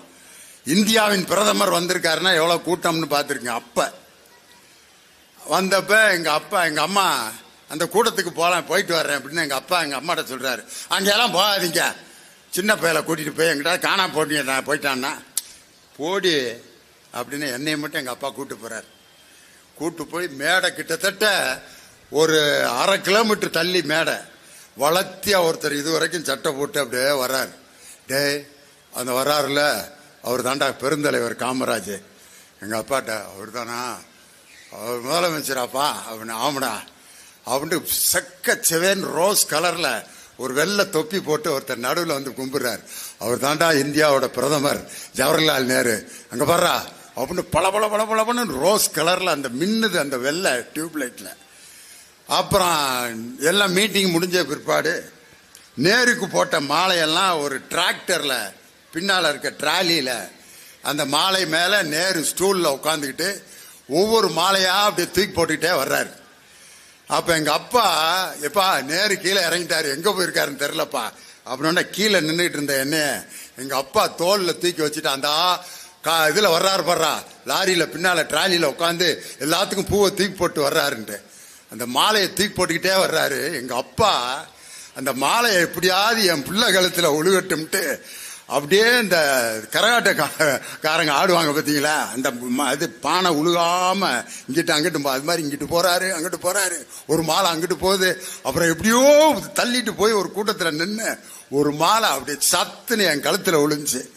ஜவஹர்லால் நேரு தூக்கி போட்ட மாலை என் பிள்ளை கழுத்துல விழுந்துருச்சுன்ட்டு எங்க அப்பா ஒரு பூவு அவர் தூக்கி போட்ட ஒரு மாலை என் கழுத்துல விழுந்ததுக்கு எங்க அப்பா கண்ணீர் வடிச்சு என் பிள்ளை இதே மாதிரி எல்லாரும் பாராட்டுற ஒரு பிள்ளையா வரணும்ட்டு அந்த மாலை விழுந்ததை அவ்வளவு சந்தோஷமா தோல்ல தூக்கிட்டு அதே வேகத்துல என்னை தோல்ல தூக்கிட்டே வீட்டுக்குள்ள ஓடியாந்தாரு. அதாவது அப்பாவோட பாசம் வெளியவே காட்ட மாட்டாங்க. ஆம்பளை எப்பயுமே வீட்டுல எது நடந்தாலும் வெளியே காட்டவே மாட்டாங்க. விடிய சண்டை நடந்துட்டு இருந்திருக்கான். அடுத்த நாள் நீட்டாக வெள்ளை வேட்டி வெள்ளை சட்டை போட்டு மீசை அப்படி ஏற்றிட்டு அப்படி வருவார். என்ன மாப்பிள்ள நேற்று ஒரே சண்டை? நோ, அதெல்லாம் கிடையாது. சும்மா ஏதாவது டிவியில் நாடகம் பார்த்துட்டு இருந்திருப்பா. என் வீடு உன் வாய்ஸ் கேட்டுச்சுரா, உங்கள் வீட்டுக்காரமா ஆவுன்னு கத்திட்டு இருந்துச்சு, நீ வந்து அப்படிலாம் இல்லைன்ட்டு பதில் இல்லை. நான் இல்லைடா, அது நான் ஜன்னல் வழியாக பார்த்தேன்டா, உன்னை ஓங்கி அரைஞ்சிச்சு அந்த அம்மா. இப்போ ஃபோட்டோ எடுத்து வச்சுருக்கேன், காட்டவா அப்படின்னா. பார்ட்டியில் ஷேர் பண்ணிடாத, போட போட. ஏன் உன்ட்ட அதை கேட்டேன்னா மாப்பிள்ள, முந்தா நாள் எங்கள் வீட்லேயும் அதுதான் மாப்பிள்ள நடந்துச்சு அப்படின்ட்டு கையை பிடிச்சி 2 பேரும் விசாரிச்சுக்கிட்டு இருக்காங்க. வெளியில் என்ன நடந்தாலும் வெளியே காட்டவே மாட்டான். வறுமை தெரியாது, ஒன்றும் தெரியாது. வீட்டில் மனைவிட்ட அடி வாங்கினா கூட அப்படி நச்சுன்னு நிற்பேன். ஆள் கம்முன்னு வந்து ஆள் ஒரு டீயை குடிச்சிட்டு மீசி அப்பப்போ ஏற்றிக்கிட்டே இருக்கான்னா முந்தின நாள் ஏதோ வெளு வாங்கியிருக்கான்னு அர்த்தம். இந்த அப்படின்றா ஏதோ பஞ்சாயத்து ஆயிருக்குன்னு கண்டுபிடிச்சிடலாம். இதெல்லாம் உனக்கு எப்படியா தெரியும்னு கேட்காதீங்க. இதெல்லாம் சில குடும்ப ரகசியங்க. ஆம்பளை எப்பயும் எதையும் வெளியில் காட்ட மாட்டாங்க. ஒரு இளவு வீட்டில் கேன்னு அழுகிறது யாரு? ஒப்பாரியில் பொம்பளை தான். ஆம்பளை யாராவது 5 பேர் கட்டி பிடிச்சி நான் எங்கே தான் போவேன்னு எங்கேயாவது அழுதுருக்காங்களா? நம்ம மதுரையில் பார்த்தீங்கன்னா ஒப்பாரி மைக்கில் வச்சு பின்னுவாங்க, நொறுக்குவாங்க. ஒரு அம்மா 4-5 கிழவிய நேரம் போய் ஒரு கிழவன்ட்ட ராசாணி யானையில போனாலும் நம்ம வர்ற இளவு இது இல்லை, அது பக்கத்து தெருவில் இருக்கு, இங்கே வந்து அழுதுகிட்டு இருக்கீங்க 3/4 மணி நேரமா, காசை கொடுத்து கூட்டி வந்ததுக்கு இளவு மாதிரி அழுதுகிட்டு இருக்கீங்களா, போங்க அங்க அப்படின்னு. அங்க போய் என்ன அழுகுதுன்னா அந்த இளவுக்கு போறேன்னு இந்த இளவுக்கு போறேன்னு எந்த இளவுன்னு தெரியாம 1 மணி நேரம் அழுக வச்சுட்டீன்ட்டு அதை நினைச்சு அழுதுகிட்டு இருக்குது. அங்க ஆம்பளை எல்லாம் டெத் வீட்டில் நீங்க அழுகவே மாட்டாங்க. பாட்டுக்கு அழுது மனசுக்குள்ள வேதனை இருந்தாலும் அப்படியே மனுஷன்னு பிறந்த இறந்துதான் ஆகணும். பெரிய சூப்பர் ஸ்டார் ரஜினிகாந்த் அங்க போய் பஞ்சு டைலாக் வேற, மனுஷன்னு பிறந்த இறந்தது அவனுக்கு தெரியாதா? அது எல்லா பேரும் சாகத்தான். அங்க போய் பெரிய தத்துவத்தை உதுப்பாருங்க. ஆனா பெண்கள் தான் வந்து கேன்னு அழுவாங்க. ஆண்கள் தங்களுடைய பாசத்தை வெளிப்படுத்த மாட்டார். அப்பாலாம் அது மாதிரி தான் அப்படின்னாரு. வாங்க தாயே என்ற அணியை நிறைவு செய்ய அம்மா கட்சியினுடைய அணித்தலைவர், மன்னிக்கவும், தாய் கட்சியினுடைய அணித்தலைவர் இனியவன் அவர்கள் இப்பொழுது பேசுகிறார். மாபெரும் இந்த பட்டிமன்றத்திற்கு நடுவர் உறுப்பினை ஏற்றிருக்கின்ற ஒரு தாய் வளர்த்த நல்லதொரு மகன் நடுவர் பெருந்தகை. இன்னும் உங்களை யாரும் தாயெல்லாம் வளர்க்கலையா? என்னமோ என்னைய மட்டும்தான் தனியா எங்க அம்மா வளர்த்த மாதிரி இவங்களையெல்லாம் கொண்டு போய் பெரியாஸ்பத்திரியில் விட்டுட்டு வந்துட்ட மாதிரி எப்படி போடுறாரு பாருங்க. அவருக்கு சாதகமா பிட்ட நடுவர் பெருந்தகை கலைமாமணி டாக்டர் திண்டுக்கலை லியோனி அவர்களே, பேச்சாளர் பெருமக்களே, என்னுடைய அருமைக்குரிய அண்ணன் மூரா அவர்களே, ஆன்றோர்களே, சான்றோர்களே, அறிஞர் பெருமக்களே, உங்கள் அத்துணை பேருக்கும் என்னுடைய முதற்கண் வணக்கத்தை தெரிவித்துக் கொள்கின்றேன். எதிரணியை சார்ந்தவர்கள் ரொம்ப கோவப்பட்டு பிபி ஏறி அப்பா அப்பா அப்பா அப்பான்னு கத்தி உட்கார்ந்துருக்காங்க. நடுவர் அவர்களே, நான் சும்மா ஒரு சின்ன எக்ஸாம்பிளா ஒரு நியாயமான ஒரு கேள்வி கேட்கிறேன். இந்த அம்மா அக்செப்ட் பண்ணலன்னா இவங்க அப்பா வாங்கலா? யதார்த்தமா கேட்கிறேன். இன்னொரு தடவை கேளுங்க, எனக்கு சரியா காதுல விழுகல. இல்ல, இந்த அம்மா விருப்பப்படலைன்னா நீ எல்லாம் அப்பாவியான்னு கேட்கிறேன். ஐயோ, அடிப்படையான பிரச்சனையை கேட்கிறிய, இதுக்கு நான் மேடையில் பதில் சொல்ல முடியுமா? என்னங்க இது? அடிப்படையிலே நீங்க வீக்கானவங்க. இதுல வேற அப்பா கண்டிச்சு முடிய வெட்ட சொன்னாராம். இப்ப நாட்டில் இப்ப முடி திருத்துற வேலையை பார்க்கறதுக்கு அப்பனுக்கு தான் இந்த வேலையா, வேற வேலையே கிடையாதா? அவர் வந்து உருகி உருகி பாடி கத்தி ஏன் இவ்வளவு டென்ஷன் ஆகுறீங்க? ஏங்க ஒண்ணு தெரிஞ்சுங்க, ஒரு தந்தையுடைய பாசம் என்பது குழந்தை கையிலே வந்த பிறகு தந்தையுடைய பாசம் தெரியும். ஒரு தாயுடைய பாசம் என்பது கரு உண்டான உடனே ஆரம்பிச்சிடும். அந்த கரு எப்படி நகருது, உதைக்குது, அவ சாப்பிட முடியாது. இவன் பாட்டு எரும மாடு மாதிரி உருண்டு உருண்டு படுத்துட்டு தூக்கிட்டு இருப்பான். அந்த அம்மா பாட்டு ராத்திரி இந்த பக்கம் பாட முடியாது. குழந்தைகளை வந்து அந்த கருவுல இருக்க குழந்தைக்கு தொப்புள் கொடி சொத்திக்குமா. தொப்புள் கொடி சொத்துனா என்னடா ஆகும்னா தாய்மாவனுக்கு ஆவாதான். இதை ஒரு 4 பேர் உட்கார்ந்து சொல்லிட்டு இருப்பானுங்க. தாய் மாமனுக்கு ஆகாது என்ற காரணத்திற்காக தாய் எழுந்து உட்கார்ந்து பரண்டு படுப்பா. இவனை எழுப்பா, முடியலப்பா, அதெல்லாம் அப்படியே பாத்துக்கோ. யாரு இவன்? காண்டாமிருகம் மாதிரியே தூங்கிட்டு இருப்பான். 10 மாசத்துல தாய் பெத்து இவன் பாப்பானா பார்க்க மாட்டானா, வளர்ந்த பிறகு சோறு போடுவானா சோறு போட மாட்டானா, எந்த கவலையும் இல்லாமல் தன்னுடைய குழந்தை முழுமையாக இந்த உலகத்திலே பிறக்க வேண்டும் என்று நினைக்கின்ற ஒரே ஜீவன் தாய். ஞாபகத்தை வச்சுங்க. நான் எக்ஸாம்பிள், நான் சிம்பிளா ஒரு வார்த்தையை கேட்கிறேங்க. ஹாஸ்பிட்டல்ல ஒரு கேள்வி டாக்டர் கேட்கிறாரு, 2ல் 1 பிழைக்கும். இந்த கேள்வியை ஒரு இடத்துல கேட்கிறாங்க டாக்டர். இதுவரைக்கும் எந்த புருஷனாவது எந்த தகப்பனாவது பொண்டாட்டி வானான்னு சொல்லியிருக்கானா? நல்லா யோசிச்சு பாருங்க. ஏன்னா அவனுக்கு தெரியும் பொண்டாட்டி முக்கியம், இது போனா அடுத்த வருஷம் இன்னொரு குழந்தைய பெற்றுக்கலாம். இதே உள்ள போய் அந்த தாய்கிட்ட கேட்டு பாருங்க, எங்க 2ல் 1 தான் பிழைக்கும், நீங்க முடிவு பண்ணுங்க. என் குழந்தை இந்த உலகத்துக்கு ஓட்டுங்க, அவன் வாழணுங்க. இதுதான் அம்மாவை தவிர. நீங்க சொல்றீங்க இல்லையா, தாயுடைய பாசம். அவர் சொன்னார், அப்பானா அறிவு. ஒண்ணு தெரிஞ்சுங்க, அறிவு நல்லதும் செய்யும் கெட்டதும் செய்யும். நீங்க உலகத்துல மோசமான ஆயுதத்தை கண்டுபிடித்தது அறிவு. மோசமான அன்பு ஏதாவது இருக்கலாம், மோசமான அன்பு. சார், எங்க அம்மா நாங்க வேலைக்கு போகும்பொழுது முதல்ல அரசாங்க வேலைக்கு போகும்பொழுது எங்க அம்மா சொன்ன வார்த்தை இன்னைக்கு ஞாபகம் இருக்கு. தம்பி, வேலைக்கு போற உன்னுடைய பெரிய அதிகாரிகள் இருப்பாங்க, காலில் சொன்னா கூட செய்டா அப்படின்னு சொல்லிட்டு காலில் எட்டி வச்சா கூட தலையால வணங்கி செய் அப்படின்னாங்க. இந்த வார்த்தை அடிக்கடி சொல்லிட்டே இருப்பாங்க. எங்க அம்மா படிக்கவே இல்லைங்க. எங்க அம்மாவுக்கு தெரிஞ்ச ஒரே விஷயம் என்ன தெரியுங்களா? இந்த டீச்சருங்க இந்த ஸ்கூல்ல கோல் மூட்டுறதுக்காக ஒரு அட்டை கொடுப்பாங்க இல்லைங்களா, ப்ராக்ரஸ் கார்டு. அதுல நம்பருக்கு கீழே சிவப்பு கலர் கோடு போட்டா ஃபெயில். அதுதான் அம்மாவுடைய உயரிய கண்டுபிடிப்பு, எங்க அம்மாவுடைய கண்டுபிடிப்பு. ஒரு நாள் என்ன ஆச்சு, எங்க அண்ணன் ப்ராக்ரஸ் கார்டை காட்டுறாங்க. எங்க அம்மா அடிச்ச அடி இருக்கு பாருங்க, சும்மாலாம் அடிக்க மாட்டாங்க எங்க அம்மாலாம். இந்த கல்லுப்பு எடுத்து கீழே போட்டு முட்டி போட வச்சு, கல்லுப்பு மேல இந்த அம்மிக்கல் கொலை கல்லுக்குள்ள அதை தூக்கி பிடிச்சிக்கணும் முட்டி போட்டு. இதுல எங்க ஸ்கூல்ல எங்களை அடிக்கிறதுனே ஒரு பெல்ட் கொடுத்துருப்பானுங்க, அதுல வச்சு வாங்குவாங்க. ஃபெயில் ஆயிட்ட ஃபெயில். எங்க அண்ணன் சொல்ற, நான் ஃபெயில் ஆகலமா அடி வாங்கினே இருக்காரு. என்ன நடந்திருக்குன்னா, பள்ளி வேலை நாட்கள் 35 நாட்கள், பள்ளிக்கு வந்த நாட்கள் 35 நாட்கள், விடுப்பு எடுத்த நாட்கள் ஒன்றும் இல்லை. அதனால ஒரு சிவப்பு கலர் கோடு. இவங்க என்ன நினைச்சிட்டாங்கன்னா, முன்னெல்லாம் நம்பருக்கு கிடையாது ஒரு சிவப்பு கலர் கோடு வாங்குவேன், நம்பரே இல்லாம வாங்கிட்டு வந்திருக்கேன்னு சொல்லிட்டு வெளுன்னு அவனை அடிச்சு, நமக்கு தெரியும், எனக்கு தெரிஞ்சு போச்சு அண்ணன் ஃபெயில் ஆகல. இருந்தாலும் அவன் என்ன எப்ப பார்த்தாலும் கொட்டினே இருப்பான். இவ்வளவு நாள் கொட்டல வாங்கடா நல்லவன். கடைசிக்கு நாங்களும் சொல்லவே இல்லை. ஆனா இன்னைக்கும் எங்க அம்மா இல்லை, எனக்கு அம்மா இறந்து போனாங்க, எனக்கு அம்மா இல்லை. ஆனால் இன்றைக்கு ஒன்று தெரிஞ்சுங்க, நான் எந்த நாட்டுக்கு போனாலும் சரி, நான் காலையில் அலாரம் வச்செல்லாம் எழுந்துக்கிறதே கிடையாது. எங்க அம்மா எப்பவுமே என்ன எங்க எழுப்புவாங்கன்னா, இந்த காலுடைய இந்த இடம் இருக்குங்க இல்லையா, கெண்டக்காலா, இந்த இடம், இந்த இடத்த தட்டுவாங்க, டேய் அப்படின்வாங்க. இந்த 2 தட்டு தான்.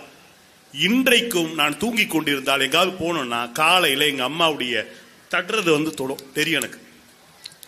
இந்த ஸ்பரிசத்தை இதுவரைக்கும் உங்கள் தந்தையால் கொடுக்க முடியாது சார். சார், கிருபானந்த வாரியார் எவ்வளவு குண்டா இருப்பாரு, பயங்கர குண்டா இருப்பாரு, குட்டியான மாதிரி இருப்பாரு. ஒரு நாள் கிருபானந்த வாரியார் அவங்க அம்மா காலில் விழுந்து ஆசீர்வாதம் வாங்குறாரு. அந்த அம்மா அப்படியே தடவி பார்த்து கேட்ட கேள்வி என்ன தெரியுமா? ஏன் அவனை இழைச்சி போயிட்டேன். யாரு? கிருபானந்த வாரியார். இவங்க அம்மா பல தடவை கேட்டு அதனாலதான் இப்படி இருக்காரு, இழைச்சி போயிட்டேன். நீங்க தாய் சலிக்க மாட்டா தெரியுங்களா, தந்தை கோவப்படுவான். ஒரு மகன் ஒரு பெரிய பணக்காரனாகி பெரிய தோட்டத்தில் உட்கார்ந்துட்டு இருக்கான். உட்கார்ந்துட்டு இருக்கும் பொழுது அந்த தாய் கேட்கிறா, ஒரு குருவி உட்காருது. உட்கார்ந்த உடனே அந்த தாய் கேட்கிறா, மகனே அது என்னதுன்னு. அவன் சொன்னா, அம்மா குருவிமா அப்படின்னு. அந்த குருவி பறந்து போய் இன்னொரு இடத்துல உட்கார்ந்தது. அந்த தாய், வயசான தாய் அதை பார்த்துட்டு, அது என்னடா அது கேட்கிறாங்க. மா குருவிமா அப்படின்னு. அந்த குருவி கொஞ்ச நேரம் கழிச்சு பறந்து இன்னொரு இடத்துல உட்கார்ந்து திருப்பி, டேய் அது என்னதுன்னு 3வதுல கேட்டவொன்னு பையன் டென்ஷன் ஆயிட்டான். குருவி குருவி குருவி குருவி குருவி போதுமா அப்படின்னு. இந்த தாய் நேரம் அப்படியே தள்ளாடி வீட்டுக்குள்ள போனா, அப்படியே பழைய பெட்டிக்குள்ள இருந்து ஒரு பெட்டி எடுத்து அதுக்குள்ள திறந்து ஒரு டைரி ஒன்று இருந்தது. அந்த டைரியை திறந்து இந்த பக்கத்தை படின்னா, அந்த டைரியில எழுதிருக்கு, என்னுடைய மகனுக்கு இன்றைக்கு 5 வயது பூர்த்தியானது. நான் தோட்டத்திலே உட்கார்ந்து கொண்டிருந்தேன். அழகான சிட்டுக்குருவி ஒன்று பறந்து வந்து கிளையிலே உட்கார்ந்தது. என் அன்பு மகன் என்னை பார்த்து கேட்டான், அம்மா இது என்ன என்று. குருவி என்று சொன்னேன். அந்த குருவி பறந்து ரோஜாவுடைய இதழ்கள் மேல் உட்கார்ந்து கொண்டது. அப்பொழுது கேட்டால் இது என்னது? குருவி என்று. அந்த குருவி கிட்டத்தட்ட 1000 முறை பறந்து தாவி தாவி தாவி தாவி உட்கார்க்கும் போது நான் குருவி குருவி என்று சொல்லிக் கொண்டே இருந்தேன்.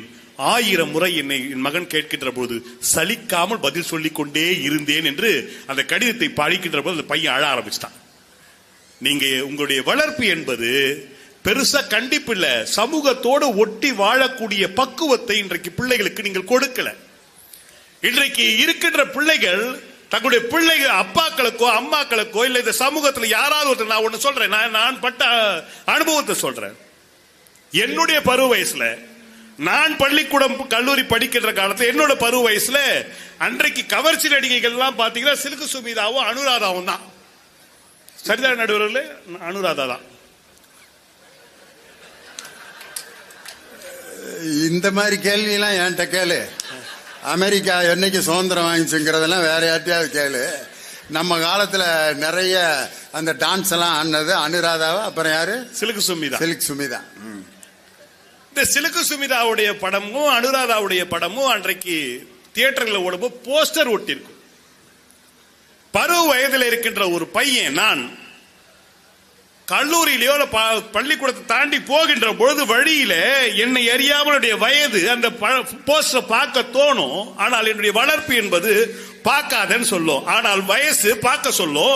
நான் மெதுவாக அப்படியே மெதுவா லைட்டா அப்படி திரும்பி பார்க்கின்ற போது யாரோ முகம் தெரியாத ஒரு அண்ணன் பொலாறு தலையில் அடிப்பார். ஒழுங்கா நேரம் பார்த்து போனார். நான் இன்றைக்கு சொல்லுகின்றேன், இந்த அடியை இந்த சமூகத்தில் இன்றைக்கு எந்த அண்ணனும் பண்ண முடியவில்லை. ஏனென்று சொன்னால் இன்றைக்கு உங்களுடைய தகப்பனுடைய வளர்ப்பு என்பது மோசமாக போய்விட்டது. இன்றைக்கு தலைப்பு நீங்க சரியா படிக்கவே இல்லை.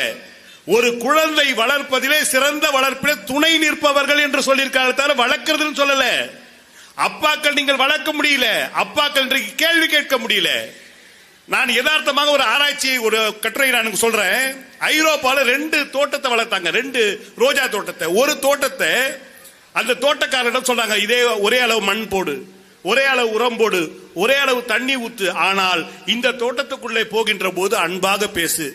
அந்த பழுத்த இலையை அவன் கட் பண்ணும்போது சொன்னானா, ஐயோ பழுத்துடுச்சு, உனக்கு வலிக்கும், இருந்தாலும் நான் கட் பண்றேன், வருத்தப்படாதே அப்படின்னு சொல்லிட்டு ரொம்ப பாசத்தோட இது பண்ணான்.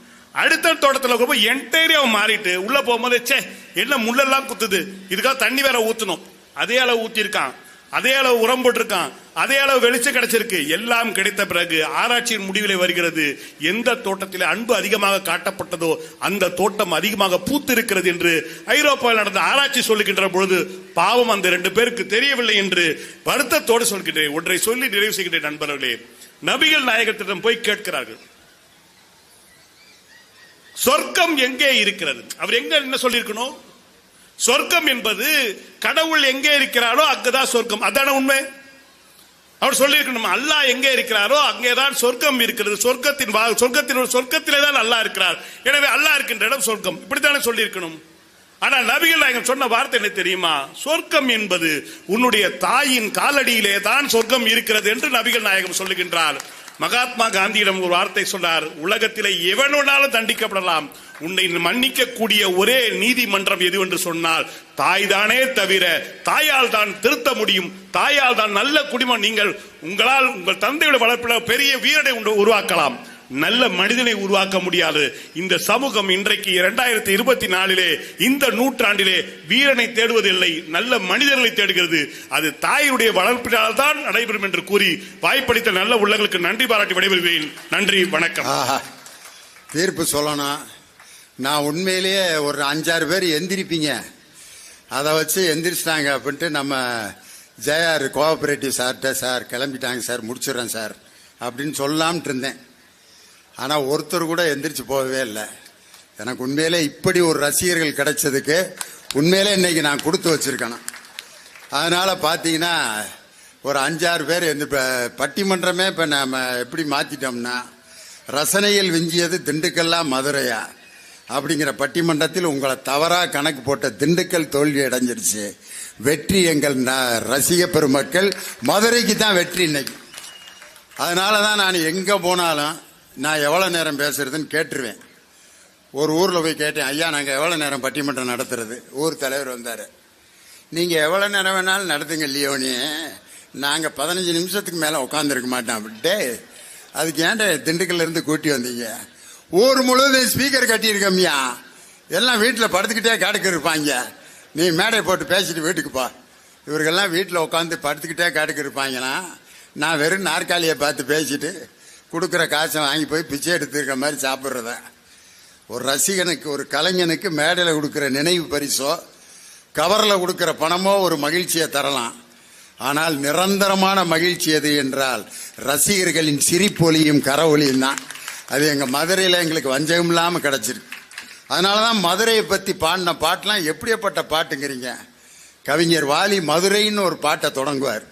மதுரையில் பறந்த மீன் கொடியை உன் கண்களில் கண்டேனே, போரில் புதுமைகள் புரிந்த சேரனின் வில்லை புருவத்தில் கண்டேனே, தஞ்சையில் பறந்த புலிக்கொடியை உன் பெண்மையில் கண்டேனே, இவை மூன்றும் சேர்ந்து தோன்றும் உன்னை தமிழகம் என்றேனே.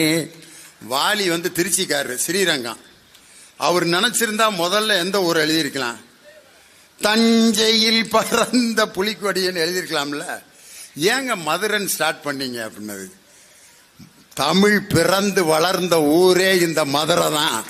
அதனாலதான் இந்த பாட்டை எழுதினோடனே எனக்கு மதுரைன்னு தொடங்குறதுக்கு காரணமே அதுதான்.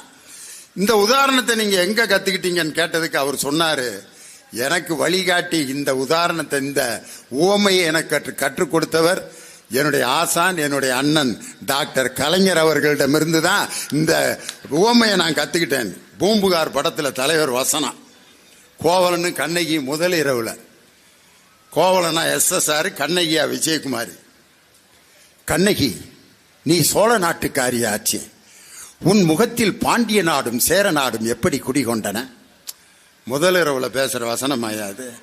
ஏதோ பாலை கொடுத்தா குடிச்சுப்புட்டு, ஏதோ ஆரஞ்சு பழம் இருந்தா 2 ஜூஸை புழிஞ்சு குடிச்சுப்புட்டு ஏதாவது பேசுவோம் கொள்ளுவோன்னு இல்லாம அங்க போய் நீ சோழ நாட்டுக்காரியாச்சு, உன் முகத்தில் பாண்டிய நாடும் சேர நாடும் எப்படி குடிகொண்டன? அதுக்கு கண்ணகி, போங்கள், அப்படியெல்லாம் ஒன்றுமில்லை. உடனே தலைவர் எழுதுறாரு வசனம், உன் கண்களை பார்க்கிறேன், உள்ளே இருக்கும் கண் பாண்டிய நாட்டின் மீனை போல் இருக்கிறது, அதற்கு மேல் இருக்கும் புருவம் சேர நாட்டின் வெள்ளை போல் இருக்கிறது, உன் முகம் சோழ நாட்டின் புலியின் வீரம் உன் முகத்தில் தெரிகிறது கண்ணே, மொத்தத்தில் தமிழகத்தையே உன் முகத்தில் பார்க்கிறேன். ஃபர்ஸ்ட் நைட்டுக்கு வசனம் எழுதுறப்போ கூட தமிழகத்தை பற்றி எழுதிய தலைவர் முத்தமிழறிஞர் டாக்டர் கலைஞர் தான். அவருக்கு அப்பா அம்மானால என்ன பாதிப்பு ஏற்பட்டுச்சு அதை சொல்லணும்ல. இன்னைக்கு தலைவர் உட்கார்ந்துருக்க அந்த கோபாலபுரம் வீட்டில் அந்த அஞ்சுகம் அம்மையாருடைய சிலை தான் இருக்கும். அந்த முத்துவேலு எங்கனையோ போட்டோவில் அந்த இருப்பார், அந்த போட்டோவில் தான் அந்த வழுக்க மண்ட தாத்தாவை பார்த்துருக்கான். இவர் தான் கலைஞருடைய அப்பான்னு. அவரை பற்றி நெஞ்சுக்கு நீதியில ஒரே ஒரு குறிப்பு தான் எழுதியிருக்காரு. என்னை நாகசனை வாசிக்கிறதுக்கு வகுப்புக்கு அனுப்புனாரு. அப்போ தோல்ல சட்டை போடாமல் வெறும் மேலோட வாசிறா அப்படின்னாங்க.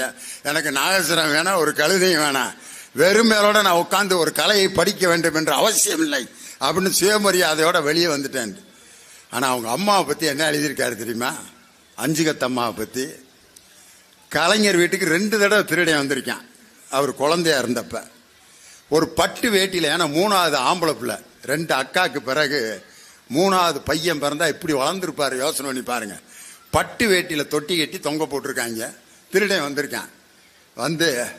ஆஹா குழந்தைய பார்த்துருக்கேன், நான் அந்த கண்ணகரன்னு ஒரு மாதிரி இருக்காரு இருந்தாலும் அப்படின்ட்டு குழந்தைய தூக்கி வச்சுட்டு பட்டு வேட்டியை மட்டும் மடிச்சு எடுத்துட்டு போயிருக்கேன். அன்னைக்கே இந்த திருடன் தூக்கிட்டு போயிருந்தான்னா இன்னைக்கு தமிழகத்தில் ஒரு அற்புதமான தலைவரை இந்த தமிழகம் கண்டிருக்காது. திருடன் விட்டுட்டு போயிட்டேன் அன்னைக்கே. நீ தமிழகத்துக்கு தேவையா, உடனே நான் திருடிட்டு போல, உன் வேட்டியை தூக்கிட்டு போறேன்ட்டு தூக்கிட்டு போயிருக்காங்க.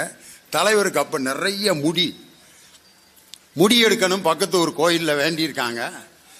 அன்னைக்கு போற நேரத்தில் மழை வந்துருச்சு. உடனே ஒரு ஆள் பிட்ட போட்டான், இன்னைக்கு முடி எடுக்கலன்னா இன்னும் 1 மாசம் கழிச்சுட்டான். அதனால இன்னைக்கே எடுத்து முடிய ஒரு பானையில போட்டு மூடி வச்சுட்டு 1 மாசம் கழிச்சு கோயிலில் போய் போட்டுருங்க. அதுக்குதான் ஐடியா கொடுக்கறதுக்கு ஒரு குரூப் இருப்பான்ல, வந்து அன்னைக்கே ஒரு ஆளை கூட்டு வந்து முடியை எடுத்து தலைவருடைய அந்த சுருட்ட முடிய குடத்துல போட்டு மூடி வச்சுட்டாங்க. அன்னைக்கு திருடியன் வந்திருக்கேன். வந்து பார்த்தா பல தலைவர் அழுக்கு வேட்டியில் தொங்கியிருக்காரு. போன தடையாவது பட்டி வேட்டி வந்துருந்துச்சு, இப்போ அழுக்கு வேட்டியில் கட்டி தொங்க விட்டுருக்காங்கன்ட்டு குடத்தை பார்த்துருக்கான். ஆஹா, காசு சேர்த்து வச்சிருப்பாங்க போல இருக்கு கோயிலுக்கு போறதுக்கு அப்படின்னு குடத்தை எடுத்து வேட்டிக்கு அடியில் மடிச்சு கொண்டு போய் காலையில் 5:30 மணிக்கு ஓப்பன் பண்ணியிருக்கேன். நான் திருடனுக்கு என்ன கிடைச்சிருக்கேன்? நான் அந்த வார்த்தையை சொல்ல விரும்பலை. கலைஞர் வீட்டுக்கு வந்த திருடன் கூட அவருடைய தலையில் இருக்கிற அதைத்தான் திருடிட்டு போக முடிந்ததே ஒழிய அவரை திருட முடியவில்லை.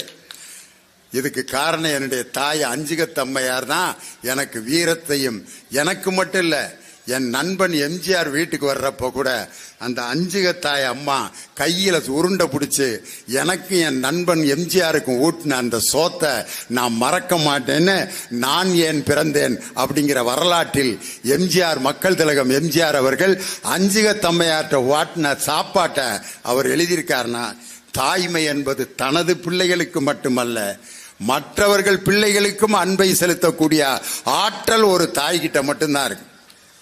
அப்ப தகப்பன் என்னதான் நாங்க 2 பேரும் உசுரை கொடுத்து பேசினோமே, எங்களை பத்தி நீங்க ஏதாவது மதிக்கிறீங்களான்ட்டு. எங்க அப்பா தான், நான் வேற யாரும் எடுத்துக்காட்டே கிடையாது. கோயில்ல ஒரு தடவை காணா போயிட்டேன் நான். எங்க வீட்டுல 10 பிள்ளை என்னால காணா போனா போயிட்டு போறாங்க.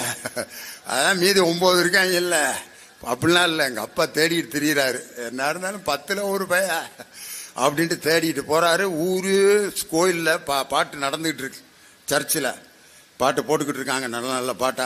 சந்தோஷம் பொங்குதே சந்தோஷம், ஃபாதர் பாட்டு பாடியிருக்காரு. நாங்கெல்லாம் கை தட்டிட்டு, என்னைய மட்டும் காணா. சாமியார் பாட்டு பாடி இருக்காரு. இந்த பாடாதி இப்ப எங்க போய் தொலைஞ்சான்னு தெரியலன்னு ஊரே தேடிக்கிட்டு இருக்காரு. எங்க சர்ச்சுக்கு பக்கத்தில் இருக்க விநாயகர் கோயில்ல மை செட்டு போடுற இடத்துல உட்காந்துருக்கேன்.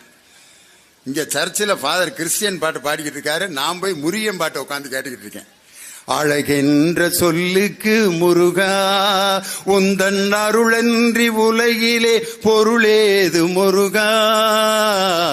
அழகென்ற சொல்லுக்கு முருகா சுடராக வந்த வேல் முருகா, கொடும் சூரனை போரிலே வென்ற வேல் முருகா, கனிக்காக மனம் நொந்த முருகா, ஞான பழத்திற்கு பழமான செல்வமே முருகா, அழகென்ற சொல்லுக்கு முருகா. சன் சன் சன் சன் சர சன் சன் சன். இதை உட்காந்து மண்டையாடிட்டு இருக்கேன் நான். அடுத்து ஐயப்பன் பாட்டு.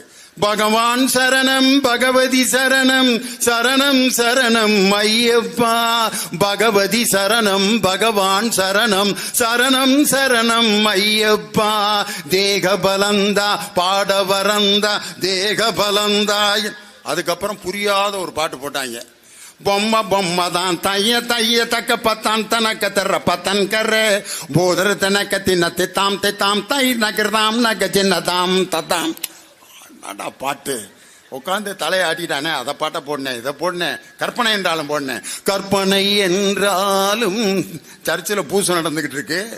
நான் இங்க முருகன் பாட்டை வரிசையா போட சொல்லி கேட்டுக்கிட்டு இருக்கேன். எங்க அப்பா வந்து ஒரு அறைய விட்டு அங்க பூசை நடந்துட்டு என்ன பாட்டு. அப்போ கோபத்துல ஒரு வார்த்தை விட்டாரு எங்க அப்பா. வாழ்நாள் முழுது நீ மைக்கிட்டே தாண்டா கிடந்து சாவ போறன்னார். எங்க அப்பா விட்ட சாவம் இங்க பாருங்க. எனக்கு என்னைக்கும் கூட இருக்கிற ஒரே ஆளு இவர் தான், பிரியாத நண்பன். எங்க அப்பா கோபத்துல சொன்ன வார்த்தை கூட எப்படி பழிச்சிருக்கு பாருங்க. ஏதோ அப்பாலாம் அன்பே இல்லாதவர் நினைக்காதீங்க. எங்க அப்பா நான் படிச்ச ஸ்கூல்ல தான் அப்பா வேலை செஞ்சார், பிஇடி. ஸ்கூல்ல ஏதாவது டீ பார்ட்டி நடக்கும், அப்போ ஒரு ஜிலேபி, ஒரு மிக்சரு, ஒரு வாழைப்பழம், டீச்சர்ஸ் மீட்டிங் அப்படின்னா அதான் கொடுப்பாங்க. டீயை வீட்டுக்கு கொண்டு வர முடியாது, அதனால அதை மட்டும் குடிச்சிட்டு எல்லா வாத்தியாரும் ஜிலேபியை திம்பாங்க, மிக்சரை திம்பாங்க. எங்க அப்பா அதை அந்த வேட்டியை தூக்கி அந்த டவுசர் பாக்கெட்டில் போட்டு பிள்ளைய வருவாங்க அப்படின்ட்டு ஸ்கூல் முடிஞ்சு நான் போறப்ப இங்க வாடா அப்படின்னு அந்த ஜிலேபியும் மிச்சரையும் அந்த பசியோடு இருக்கிற எங்க அப்பா யாருக்கும் தெரியாம என் கையில கொடுத்த அந்த பாசமிக்க அந்த தந்தையினுடைய அந்த பாசம் இன்னைக்கு எனக்கு கண்ணை கலங்குது. அவர் நினைச்சிருந்தா அதை சாப்பிட்டுருக்கலாம். ஆனா அந்த ஜிலேபியை தொட்டோன்னு மகன் ஞாபகத்துக்கு வர்றான் பாருங்க. இந்த தந்தை இந்த பாசத்தை வெளிப்படுத்த தெரியாது. எங்கனையாவது ஓரத்தில் கொடுத்துட்டு அவர் பாட்டுக்கு போயிடுவாரு. 15 இடத்துல சொல்லி காட்ட மாட்டார். இதை 10 பேர்த்திட்ட கூப்பிட்டு என் மகனுக்கு பள்ளிக்கூடத்தில் கொடுத்துற ஜிலேபிய நான் கொண்டு வந்து கொடுத்தேன் சொல்லவே மாட்டார். ஆனா அம்மா பாருங்க, 10 மாசம் உன்னை பெத்து வளர்த்து ஈயரும்பு கடிக்காம பாதுகாத்து நான் பட்ட பாடி எத்தனை தடவை தாம அதை சொல்லுவேன். நான் மட்டும் இல்லைன்னா நீ இவ்வளவு பெரிய ஆளா இருப்பியாடா. எங்க அம்மா சொல்லிக்கிட்டே இருப்பாங்க. நான்லாம் அன்னைக்கு நீ வகுத்துல இருக்கப்ப சொல்லுமா, பிறந்த பிறகுதான் கதை சொன்னேன். வகுத்துல இருக்கப்ப என்ன நடந்துச்சு. திண்டுக்கல் பக்கத்துல ரயில்வே ஸ்டேஷன்ல ரயில் ஐடி விநாயகர் தான் எந்த ஏரியால இருந்தாலும் அதனுடைய ஏரியாவை மாறிடுவார். நீதிமன்றத்தில் இருந்தாருன்னா நீதிமன்ற விநாயகர், பொதுப்பணித்துறையில இருந்தாருன்னா பொது பிடபிள்யூடி விநாயகர், ஒரு டிபார்ட்மெண்ட்டுக்கு போனாருன்னா அந்த department head of the department ஆயிடுவார் அவர். இன்னைக்கு பாத்தீங்கன்னா கார்கில் விநாயகர், அந்த இப்ப பாத்தீங்கன்னா இன்னொரு கிரிக்கெட்ல 2020 IPL விநாயகர், எல்லா வேஷத்துக்கும் ஃபிட் ஆகிறார் பாருங்க அவரு. அது மாதிரி ரயில் அடி விநாயகர் கோயில்ல நான் வயிற்றுல இருக்க தியாகராஜ பாகவதர் பாட்டு பாட வந்திருக்கார் அந்த கோயிலுக்கு. அப்ப அவரை பார்க்கறதுக்கு அவ்வளவு பெரிய கூட்டம், பயங்கரமான கூட்டம். ஏன்னா அப்படி இருப்பாராம் அவர் ஆளுக்கு. அப்படியே தங்க கலர்ல சிலுக்கு ஜிப்பா போட்டு அவர் பாடின பாட்டு ஒன்று பாடிக்கிட்டு இருக்காருன்னு எங்க அம்மா அந்த பாட்டை பாடி காமிப்பாங்க. சொப்பன வாழ்வில் மகிழ்ந்த சுப்பிரமணிய சுவாமி உன்னை மறந்தார் அற்பப்பன பேய் பிடித்த பாடுறாரு. கூட்டம் பூரா அப்படியே பாடுது. அந்த தியாகராஜ பாகவதர் முன்னூண்டு விபூதி எடுத்து எல்லாத்தையும் கொடுத்துருக்காரு. வாங்கின பெண்கள்லாம் அதுல மாசமா இருக்க பொம்பளையெல்லாம் அந்த விபூதியை வாங்கி வயிற்றுல தடவி இருக்காங்க. அந்த ஆளோட பாட்டு திறமை என் பிள்ளைக்கு வரட்டும் அப்படின்ட்டு. அந்த விபூதி எங்க அம்மா என்ன எல்லாரும் தடவுறீங்க அப்படின்னு. இல்லைங்க டீச்சர், அவரு பாட்டு பாடுறவர் விபூதி கொடுத்தாருன்ட்டு எல்லாம் ஆளு கொஞ்சம் கொஞ்சம் பார்சல் அப்படி வந்திருக்கு. எங்க அம்மாவும் என் பிள்ளை வகுத்துல இருக்கான், அதே மாதிரி பாட்டு திறமை என் பிள்ளைக்கு வரணும்ட்டு அந்த விபூதியை வாங்கி நம்பிக்கையோட எங்க அம்மா தடவுன அந்த விபூதி தான் இன்னைக்கு நான் தியாகராஜ பாகவதர் பாட்டு. ஏன்னா நான் பிறக்கிறதுக்கு முன்னாடியே அவரெல்லாம் மைத்தாயிட்டாரு. ஆனா அவர் பாட்டு இன்னைக்கு அப்படியே அச்சு பசகாம பாடுவேன். மனமேனி ஈசன் நாமத்தை வாழ்த்துவாய், தினம் வாழ்த்துவாய், கனவெனும் வாழ்வில் கலங்கி வாடாதே, காதலை மாந்தரை புகழ்ந்து பாடாதே, காமமோக மதவைரிகள் வசமாய் கர்ம வினை சூழுலக வாதனையில் கருமாறி மனமோ துயருறாமல் நிரந்தரமும் மகிழ்ந்து பெற சுகம் பெறவும் மனமேனி ஈசனா. அங்க ஒரு பெரியவர் ரொங்குறாரு அப்படியே. ஏன்னா அவரு சைட் அடிக்கிற காலத்துல இந்த படம் வந்திருக்கான். அவர் அப்படியே பிள்ளைகளை அப்படி பார்த்துட்டு மேய்ஞ்சிட்டு இருக்கிறப்ப இந்த படம் வந்திருக்கான். மன்மதன் அதெல்லாம் எப்படி பாடி லவ் பண்ணிருப்பாங்கன்றீங்க. என் தாய் எனக்கு கொடுத்த அந்த அன்பு பாசம், என் தந்தை எனக்கு காட்டிய அந்த கண்டிப்பு, ரெண்டுல என்னை இந்த நிலைமைக்கு உருவாக்குனது எது? ஒரே ஒரு விஷயம். பெரிய தலைவர்களுடைய வாழ்க்கையில ஒவ்வொருத்தரையும் எடுத்து பாருங்க. முத்துவேல் பிக்சர்ஸ் அப்படின்னு தான் ஆரம்பித்த அந்த திரைப்பட கம்பெனிக்கு வைக்கல. முத்தமிழறிஞர் டாக்டர் கலைஞர் அஞ்சுகம் பிக்சர்ஸ் அப்படின்னு தன் தாய் பேரை தான் வச்சார். மக்கள் திலகம் எம்ஜிஆர் மருதூர் கோபால மேனன் மூவிஸ் வைக்கல, அவங்க அப்பா பேரு இது மருதூர் கோபால மேனன் ராமச்சந்திரன், அதுதான் எம்ஜி ராமச்சந்திரன். சத்யா மூவிஸ் என்று தன் தாயினுடைய பேரை தான் வச்சார். காரணம் அவங்க அம்மா 3ஆம் கிளாஸ், அதாவது கும்பகோணத்துல அந்த பிள்ளைய 2 பேரையும் கையை பிடிச்சிக்கிட்டு வந்து அந்த 3ஆம் வகுப்பு கூட படிக்க முடியாத அளவிற்கு 3ஆம் வகுப்பு தான் நான் படித்தேன். அதுக்கு பிறகு என் தாய் கைதான் என் தாயின் மடிதான், என் தாயினுடைய முதுகுதான், என் தாயின் தோள்கள் தான் எனக்கு படிப்பு, பல்கலைக்கழகம் அனைத்தையும் கற்றுத்தந்தது என் தாய் சத்யபாமா தான் என்று எம்ஜிஆர் அவர்கள் நான் ஏன் பிறந்தேன் எழுதியிருக்கார். நெல்சன் மண்டேலா அவரு எல்லா பிள்ளைகளும் பலூன் விட்டுக்கிட்டு இருந்திருக்குதுங்க. கலர் கலர் பலூனா விடுறாங்க. சிவப்பு பலூன், மஞ்சள் பலூன், பச்சை பலூன், கருப்பு பலூன் மட்டும் விடுறதே இல்லை. அவங்க அம்மாட்ட வந்து கேட்டிருக்காரு, ஏமா எல்லா கலர்லையும் பலூன் விடுறாங்க, கருப்பு பலூன் மட்டும் விட மாட்டேங்கிறாங்க, நம்மெல்லாம் கருப்பா இருக்கிறோம்னு தானம்மா, பலூன்ல கூட கருப்பை வெறுக்கிறாங்களேம்மா. அப்ப அந்த அம்மா சொல்லுச்சு, நீ நமது இனத்துக்கு விடுதலை வாங்கி கொடுறா, அன்னைக்கு வெறும் கருப்பு பலூன் மட்டும்தான் இந்த மேல பறக்கும் அப்படின்னு சொல்லி ஒரு பலூன் பறப்பதை கூட தன் மகனுக்கு நம்பிக்கை ஊட்டி அவனை ஒரு நாட்டினுடைய தலைவராக்கியது ஒரு தாயினுடைய அந்த ஒரு வாக்கியம். மராட்டிய வீரன் சத்ரபதி சிவாஜியோட அப்பாவை பத்தி எங்கனையாவது வரலாற்றில் இருக்கா? அந்த தாயினுடைய வீர கதைகள் தான் அந்த மராட்டிய வீரனை, அப்படிப்பட்ட ஒரு வீரனை உருவாக்கியது. ஒரே ஒரு விஷயத்தை மட்டும் சொல்றேன்.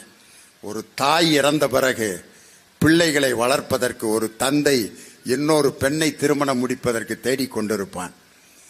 ஆனால் ஒரு தந்தை இறந்த பிறகு தனக்கு திருமணம் என்பதை நினைத்து கூட பார்க்காமல் தன் பிள்ளைகளையே வாழ்நாள் முழுவதும் கனவிலே சுமந்து அந்த பிள்ளைகளை வளர்த்த தாய்மார்கள் எத்தனையோ பேர் அன்னைக்கு பார்த்திருக்கோம். இந்த மாதிரி நேரத்தில் ஒன்று இழப்பு ஏற்படுகின்ற பொழுது அதை சவாலாக ஏற்று அந்த சவாலை பூர்த்தி செய்பவர் தந்தையை விட தாய்தான் என்று சொல்லி ஒரு தாயினுடைய பாதிப்பில்லாத மகனோ மகளோ இந்த சமுதாயத்தில் இல்லவே இல்லை. எனவே ஒரு குழந்தையை நல்லவனாகவும் வல்லவனாகவும் வளர்ப்பது தந்தையை விட தாய்தான் என்று சொல்லி தாயையும் தந்தையும் நேசிப்போம். அந்த தாய் தந்தையர் தான் மதத்திற்கு அப்பாற்பட்ட தெய்வங்களை நமக்கு காட்டுபவர்கள் என்று சொல்லி எங்களை வியக்க வைத்த மதுரை ரசிக பெருமக்களுக்கு என் வணக்கத்தை சொல்லி இந்த அருமையான புத்தக திருவிழாவில் எங்களுக்கு இந்த வாய்ப்பை கொடுத்த பப்பாசி இயக்கத்தினுடைய செயலாளர் அருமை சகோதரர் முருகன் அவர்களுக்கும் மாவட்ட ஆட்சித்தலைவர் அவர்களுக்கும் நன்றி கூறி உங்களிடமிருந்து விடைபெறுகிறேன். நன்றி, வணக்கம்.